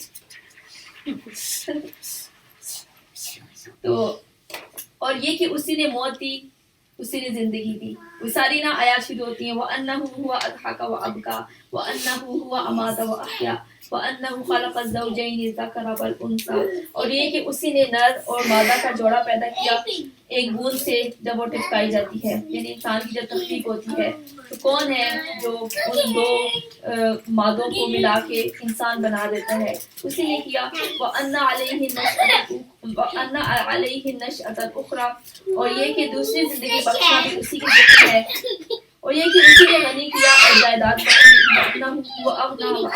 اسی نے غنی کیا، کس کو غنی کر دیا، کس کو زیادہ پیسے دے دیے، زیادہ دولت دے دی، اور کسی کو کم دیا، اسی نے کیا. وَأَنَّهُ هُوَ رَبُّ شِعْرَا, اور وہی شعرا کا مالک ہے, شعرا کا رب ہے. شعرا جو ہے نا وہ کہتے ہیں کہ ایک اس کو انگلش میں کہتے ہیں کہ کینیس میجورس یا ڈاگ سٹار یا سائریس, سنے نام یہ, تو ستاروں کے نام یہ رب شعرا, شعرا ستارہ جو ہے نا, یہ کہتے ہیں کہ یہ آسمان کا روشن ترین ستارہ ہے, اور یہ جو ہے نا سورج سے 23 گنا زیادہ روشن ہے, مگر زمین سے اس کا فاصلہ 8 نوری سالوں سے بھی زیادہ ہے, مطلب لائٹ ایئر سے بھی 8 لائٹ ایئر سے بھی زیادہ اس کا ہے, اور اس لیے یہ چھوٹا اور کم روشن اس لیے نظر آتا ہے کیونکہ ڈسٹینس زیادہ ہے نا, اور لیکن سورج سے زیادہ بڑا ہے. ایک چیز بڑی ہے وہ ہمارے پاس ہے نا دنیا زمین کے, اور ایک چھوٹی ہے, مطلب سورج وہ ہمارے پاس ہے تو ہمیں بڑا نظر آتا ہے, اور ایک جو شعرا ہے وہ بہت بڑا ہے, 23 گنا بڑا ہے اپنے سورج سے بھی, لیکن کیونکہ دور ہے تو اس وجہ سے اس کی روشنی بھی کم نظر آتی ہے اور وہ چھوٹا بھی نظر آتا ہے. تو اہل مصر جو تھے نا اس کی عبادت کرتے تھے, کیونکہ وہ سمجھتے تھے کہ اس کا طلوع ہونا ان کے لیے بہت برکت کا باعث ہے, اور یہ کہ ان کی قسمتوں کے اوپر اثر انداز ہوتا ہے, اور اسی وجہ سے ان کو اپنے معبودوں میں شامل کرتے تھے, تو ان کی قسمتیں اس کا حال معلوم کرتے تھے. تو اللہ تعالیٰ نے کہا کہ یہ شعرا تمہاری قسمتیں نہیں بناتا, قسمت کون بناتا ہے؟ اللہ تعالیٰ بناتے ہیں, بلکہ شعرا کا رب قسمتیں بناتا ہے, اس کی بھی اور باقی انسانوں کی بھی. وَأَنَّهُ أَهْلَكَ عَادًا الْأُولَىٰ, اور یہ کہ اس نے عاد اولا کو ہلاک کیا اور سمود کو ایسا مٹایا کہ ان میں سے کسی کو بھی باقی نہ چھوڑا. عاد اولا کہتے ہیں کہ جو عاد اولا جو تباہ ہوئے تھے نا قوم سمود میں سے, تو وہ ان کو عاد اولا کہا جاتا ہے, اور جو پھر ان کی بعد جو لوگ کچھ لوگ ایمان لے کر آئے تھے ان کے اوپر عذاب نہیں آیا تھا, جو بچ گئے تھے ان کی بعد والی اولاد کو عاد اخری یا عاد ثانیہ کہتے ہیں. تو پہلی والی کی بات ہو رہی ہے کہ اسی نے عاد اولا کو ہلاک کیا اور سمود کو ایسا مٹایا کہ ان میں سے کسی کو بھی باقی نہ چھوڑا, اور ان سے پہلے قوم نوح کو تباہ کیا کیونکہ وہ تھے ہی سخت ظالم اور سرکش لوگ, اور اوندھی گرنے والی بستیوں کو اٹھا پھینکا, پھر چھا دیا ان پر جو کچھ تم جانتے ہو کہ کیا چھا دیا, یعنی اوندھی بستیاں قوم لوط کی بستیوں سے مراد ہیں, اور چھا دیا ان پر جو کچھ چھا دیا سے اس سے یعنی کہ اس کے اوپر بحر مردار کا پانی ان کے اوپر آ گیا, جو یعنی کہ پہلے تو زمین دھنس گئی نا, دھنسنے کے بعد ان کے اوپر پانی بھی آ گیا, تو آج تک وہ اس علاقے پر وہ پانی چھایا ہوا ہے. تو فَبِأَيِّ آلَاءِ رَبِّكَ تَتَمَارَىٰ, بس اے مخاطب اپنے رب کی کن کن نعمتوں میں تو شک کرے گا, یعنی پچھلی قوموں کا جھگڑا یہی تھا کہ اس شک سے نکلو کہ ان کا جھگڑا یہی تھا کہ یہ جو ساری نعمتیں ہیں یہ اللہ تعالیٰ کی طرف سے نہیں ہیں, نعمتیں استعمال کر رہے ہیں, ان سے مستفید ہو رہے ہیں, تو یہ نہیں کہتے کہ اللہ تعالیٰ نے دی ہیں, تو اللہ تعالیٰ کہہ رہے ہیں کہ ان نعمتیں اللہ تعالیٰ نے ہی دی ہیں, اس میں شک مت کرو, یہ نعمتیں ساری کی ساری اللہ تعالیٰ کی طرف سے ہیں, اور پیغمبر آتے ہی اس لیے تھے کہ اللہ تعالیٰ نے تمہیں جو نعمتیں دی ہیں اس کے اوپر شکر ادا کرو, اللہ تعالیٰ کو مانو, اللہ تعالیٰ کا شکر ادا کرو. مطلب یہ انسانی کہتے تھے ہمیں ہماری بتوں نے دی ہیں یہ چیزیں جو بھی دنیا کی چیزوں کو ملتی تھی, حالانکہ اللہ تعالیٰ نے دی اور اللہ تعالیٰ کا شکر ادا نہیں کرتے. یہ ایک تنبیہ ہے پہلے آئی ہوئی تنبیہات میں سے. تنبیہ کون سی ہے؟ یعنی کہ یا تو ایک نبی صلی اللہ علیہ وسلم جو بات بتا رہے ہیں, یا پھر نبی صلی اللہ علیہ وسلم یہ حاضر نذیر نبی صلی اللہ علیہ وسلم کو بھی کہا جاتا ہے, اور یا پھر قرآن بھی ایک نذیر ہے کہ تنبیہ ہے, بتا رہی ہے, مطلب ایک چیز قرآن بتا رہا ہے ہمیں کہ ایسی قوم کو میں نے ایسے تباہ کیا, قوم لوط کو میں نے ایسے تباہ کیا, اور قوم سمود کو اس برائی کی وجہ سے. اب ساری وہی برائیاں, مطلب ہمیں انسان ہے اس کو یقین ہی نہیں آتا کہ میرے اوپر بھی, مطلب ان کو جب اس کو پتھر پڑے ہوں گے تو اس وقت ان کو جو احساس ہوا ہوگا. کریٹیکل ہم سوچتے ہی نہیں ہے نا کہ وہ بھی ہمارے ساتھ بھی ایسا ہی ہوگا, صرف انسان سوچتا نہیں ہے تو پھر انہی چیزوں میں پڑا رہتا ہے, وہی گناہ کرتا رہتا ہے, اور حالانکہ وہی گناہ پہلے لوگوں نے کیے اور ان کے اوپر کتنے عذاب آئے. تو وہ سارے کے سارا قرآن نے بتا دیا. کہتا ہے کہ 1/3 of the Quran is about past nations, قوم سمود اور عاد اور نوح اور یہ قوم نوح اور قوم لوط, ان کے 1/3 of the Quran is all about them, مطلب بتانے کے لیے کہ انہوں نے ایسا کیا تو ان کو سزا ملی, کتنا سخت عذاب. ایک تو انسان طبعی موت مرتا نا, ایک عذاب کی موت مرنا. طبعی موت مرنا پھر انسان اور سٹیجز ہوتی ہیں, لیکن عذاب کی موت ہمیشہ ہمیشہ کے لیے اللہ تعالیٰ کا غضب, اللہ تعالیٰ کا غصہ, اسی میں برزخ میں بھی اور پھر آخرت میں بھی جہنم. اور تو اس کتاب نے بتا دیا ہے کہ ایسا ہوگا یا ایسا لوگوں نے ایسا کیا تو ان کے ساتھ ہوا. یہ تنبیہات ہیں. آنے والی گھڑی قریب آ لگی ہے, یعنی ہمیں نہیں پتا کہ اگلی گھڑی ہمیں سانس نہ آئے, کل ہم مر جائیں, آج ہی مر جائیں, ہمیں نہیں پتا. آنے والی گھڑی قریب آ لگی ہے, اللہ کے سوا اس کو کوئی ہٹانے والا نہیں. اب کیا یہی وہ باتیں ہیں جن پر تم اظہار تعجب کرتے ہو, ہنستے ہو اور روتے نہیں ہو؟ افمن ھذا الحدیث تعجبون. اب دیکھیں کہ وہ یہ سن رہے تھے یہ اہل مکہ کہ یہ باتیں جو نبی صلی اللہ علیہ وسلم تمہیں بتا رہے ہیں, تمہیں تعجب ہوتا ہے کہ کس طرح کی آگے سے تم باتیں کرتے ہو, تمہیں تعجب ہوتا ہے کہ اس کو کیسے پتہ چلی اور یہ خود سے بنا لایا ہے, اور کس طرح کی باتیں, اور آخرت کی باتوں کے اوپر مذاق اڑانا, آخرت کی باتوں کے اوپر یقین نہ کرنا. تو اللہ تعالیٰ کہہ رہے ہیں تمہیں ان باتوں کے اوپر تم تعجب کا اظہار کرتے ہو, ہنستے ہو اور روتے نہیں ہو کہ تم گمراہ ہو. تمہاری اپنی گمراہی کے اوپر تمہیں رونا چاہیے کہ تمہیں سیدھا راستہ نہیں بلکہ الٹے راستے کی طرف جا کے اور تم اس کو مذاق اڑاتے ہو, ہنستے ہو اور روتے نہیں ہو. رونا آنا چاہیے انسان کو کہ میں غلط طرف جا رہا ہوں. گانا بجا کر انہیں ٹالتے ہو, گا بجا کر انہیں ٹالتے ہو. یعنی جب نبی صلی اللہ علیہ وسلم بات بتاتے تھے نا تو وہاں پہ اہل مکہ کیا کہتے تھے کہ لوگوں کی توجہ ہٹانے کے لیے, قرآن کی آواز کو دبانے کے لیے زور زور سے گانے گانا شروع کر دیتے تھے. مطلب آج دیکھو گانے, مطلب پوری یوٹیوب تو میڈیا تو ڈرامہ انڈسٹری تو فلم انڈسٹری تو میوزک انڈسٹری, سب چیزیں کس سے ہٹانے کے لیے کہ قرآن نہ سمجھ آئے, ہمیں قرآن نہ آئے, اور ہم تو بس یہ البم اور وہ سنگر اور انہی چیزوں میں ہم پوری قوم اسی میں پڑی ہوئی ہے, اور کسی مطلب پھر قرآن کا ٹائم بھی نہیں. ان انٹرٹینمنٹ میں مطلب یوٹیوب کی چیزیں دیکھو تو پھر انسان دیکھتا ہی چلا جاتا ہے ایک کے بعد دوسری, اور ہماری ہر روز کی زندگی کا کتنا ٹائم ان چیزوں میں چلا جاتا ہے. اور وہی چیز اگر آپ آدھا گھنٹہ بھی قرآن پڑھو, تفسیر کھولو, ریڈنگ کرو, 1 گھنٹہ آدھا گھنٹہ, لیکن وہ ہمارے نکلتا ہی نہیں کیونکہ وہ اتنی, کبھی انسٹاگرام ہے تو کبھی فیس بک ہے تو یوٹیوب ہے تو نیند آنا شروع ہو جاتی ہے. کیونکہ ہمیں قرآن, ہم نے خود بھی قرآن کو بھی ایسے بورنگ سا بنا دیا نا, ان کو بس انٹرسٹنگ نہیں. غلط ہے, اور دوسرا بس غلط چیزوں میں پتہ نہیں اللہ تعالیٰ نے خود اٹریکشن رکھی. ہاں اٹریکشن رکھی ہے, اسی لیے تو کہتے ہیں یہ جو آنے والا دور ہے نا وہ بھی بس ان کا پہلا وہ, مطلب ہم نہیں ایسے تھے کہ ہر وقت, ہم تو 1 گھنٹے آتا تھا ہفتے میں, 1 گھنٹہ ہفتے میں ایک اچھا ڈرامہ آتا تھا, وہ بھی 1 گھنٹے کا, تو پورا ہم اس وقت سے پہلے کھانا شانا بنا کے حرم ایسے دیکھ رہی ہے کہ اسٹور ایج سے آئی ہے تو کھانا بنا کے رکھتے تھے کہ 8 سے 9 بجے فلانا ڈرامہ آئے گا, اور پھر وہ بھی ہفتے میں 1 دفعہ, اور پھر کوئی ریکارڈنگ بھی نہیں, بہت پرانی بہت پرانی تو کوئی ریکارڈنگ بھی نہیں ہوتی تھی, اور اس کو دیکھتے تھے. اب بچوں کو پتا ہے کہ یہ پسند نہیں ہے تو اسکرول کر رہے ہیں. اب تو رات میں بچوں کو کہہ دو کہ ٹی وی بند ہو گیا, بس کارٹونس ہو گئے, کہتے نہیں ہمیں پتہ ہے کہ لگا ہوا ہے ابھی. اور اس کے بعد ایک کے بعد یہ دیکھ لیں گے, اس کو پرومس دے دیں گے, آئی پیڈ دے دیں گے, چھوڑ دیں گے, بس یہ والا لیٹ اٹ فنش. اس کو بچے دیتے نہیں, اور مطلب یہ کہتے ہیں کہ یہی بات ہے نا کہ انٹرسٹ نہیں رہے گا بچوں کا نمازوں میں اور ان چیزوں میں, کیونکہ ان کے لیے اتنی اٹریکشنز ہیں. ابھی تو وہ نہیں آئی میٹاورس ہے نا, وہ جو اے آئی کا, اس میں کوشش کر رہے ہیں کہ بچے ساری دنیا اسی میں چلی جائے گی, وہ اتنا اٹریکٹیو ہوگا. کہتے ہیں کہ وہ میٹاورس میں یہ جو بڑے بڑے برانڈ ہیں نا, لوئی ویٹون اور جان گیز, یہ سارے نا ملینز نہیں ٹریلینز آف ڈالرز یہ لوگ انویسٹ کر رہے ہیں وہاں پہ اسپیسز دینے کے لیے کہ میٹاورس میں ہمیں اسپیس مل جائے. کیا یہ کیا وہ اے آئی کی چیزیں ہیں نا, جیسے گیمز ہیں بچے, وہ اس میں کوئی ایسے کوئی کلاسز بھی ہوں گے تو آپ وہ لگائیں گے نا, تو آپ اس کی دنیا میں جیسے وہ عجیب وہ ورچوئل ورلڈ میں ایگزیکٹلی ایسے وہ فونز اور آئی پیڈس میں ہوگا, لیکن وہاں پہ آپ خرید سکتے ہیں چیزیں. جیسے بچوں کو رو بلاکس, اب تو وہ ہوتا بھی ہے کہ رو بلاکس کسی نے برتھ ڈے کا پریزنٹ دینا ہے تو رو بلاکس کا کوئی کیا اٹائر کی کوئی چیزیں دے دیں, تو بندہ بچہ اتنا خوشی فیل ہوتا ہے کہ میں 5 پاؤنڈ 10 پاؤنڈ کے مجھے اس کا اٹائر کی مجھے یہ چیزیں مل گئیں.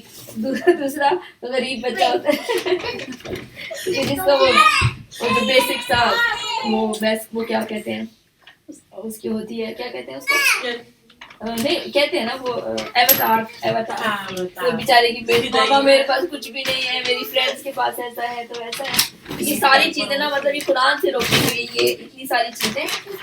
और डोंट गो अपस्टेयर्स तुम हंसते हो रोते नहीं हो, गाना गा बजा कर उन्हें डालते हो, झुक जाओ अल्लाह के लिए और बंदगी बजा लाओ, बस जुदू लिल्लाहि वाबुदू, अल्लाह ताला की इबादत करो, अल्लाह ताला का सजदा करो और उसकी इबादत करो।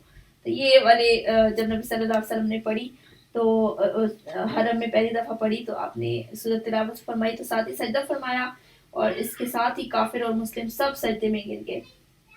और बहुत लंबा नबी सल्लल्लाहु अलैहि वसल्लम ने लंबी एक नबी सल्लल्लाहु अलैहि वसल्लम ने सूरह नमाज में सूरह नजम पढ़कर सजदा किया और देर तक सजदे में पड़े रहे, ये भी एक हदीस में है। और ये कहते पूरी सूरत एक साथ नाजिल हुई थी तो उन्होंने एक साथ पढ़ी थी अच्छा हरम में खड़े होके, तो उस वक्त जितने थे वो बिल्कुल चुप हो गए, सारे उसको सुन रहे थे और इसका इतना असरअंगेज इसकी तिलावत है। कहते हैं वैसे भी इस पूरी सूरत को अगर वैसे सुने भी तो वो बहुत लय में है, बहुत यानी इसकी खूबसूरत है। बहुत ज्यादा जो वर्ड्स हैं तो वो सारे सिजदे में गिर गए। तो जब सिजदे में गिरे तो बाद में उनको बड़ी परेशानी हुई कि Exactly. ये हमने क्या कर ये दिया। गलती कर दी हमने। तो फिर उन्होंने एक खुद से एक कहानी बनाई कि ये तो इसमें वो जो जिक्र है लात आयत मनात। में लात मनात इज़्ज़ा कि ये तो उन्होंने कहा कि नहीं अगर आप उनकी भी आप इबादत कर सकते तो हम तो इस वजह से सिजदे में गए कि हम तो अपने शर्मिंदा हुए कि हाँ। ये हमने क्या कर दिया गलती से। तो वो फिर उन्होंने इसकी एक झूठी कहानी बनाई जिससे फिर वो कहते हैं मुसलमान वापस भी आ गए थे जो हबशा गए थे। Exactly. उनको लगा कि सारे अरब बस मुसलमान हो गए, मक्का में तो सारे वापस आए तो मुसलमान हो उन्होंने गए। मतलब ज्यादा- इतनी बड़ी खबर थी कि सब लोग सजदे में गिर गए कि आप इतने दूर बैठे हुए लोग भी वापस आ गए। और उससे ज्यादा फिर उन्होंने तंग करना शुरू कर दिया। हाँ फिर दूसरी भी हिजरत हबशा हुई थी, दूसरी वाली भी हुई थी। तो क्या टाइम हो गया, तो अल्हम्दुलिल्लाह हमने सही टाइम ली। आज खाना पीना नहीं था तो हाँ, आज आयशा हमने मैंने ना ये पूछना है, रिकॉर्डिंग तो नहीं हो रही? नहीं हो रही, एक सेकंड। अच्छा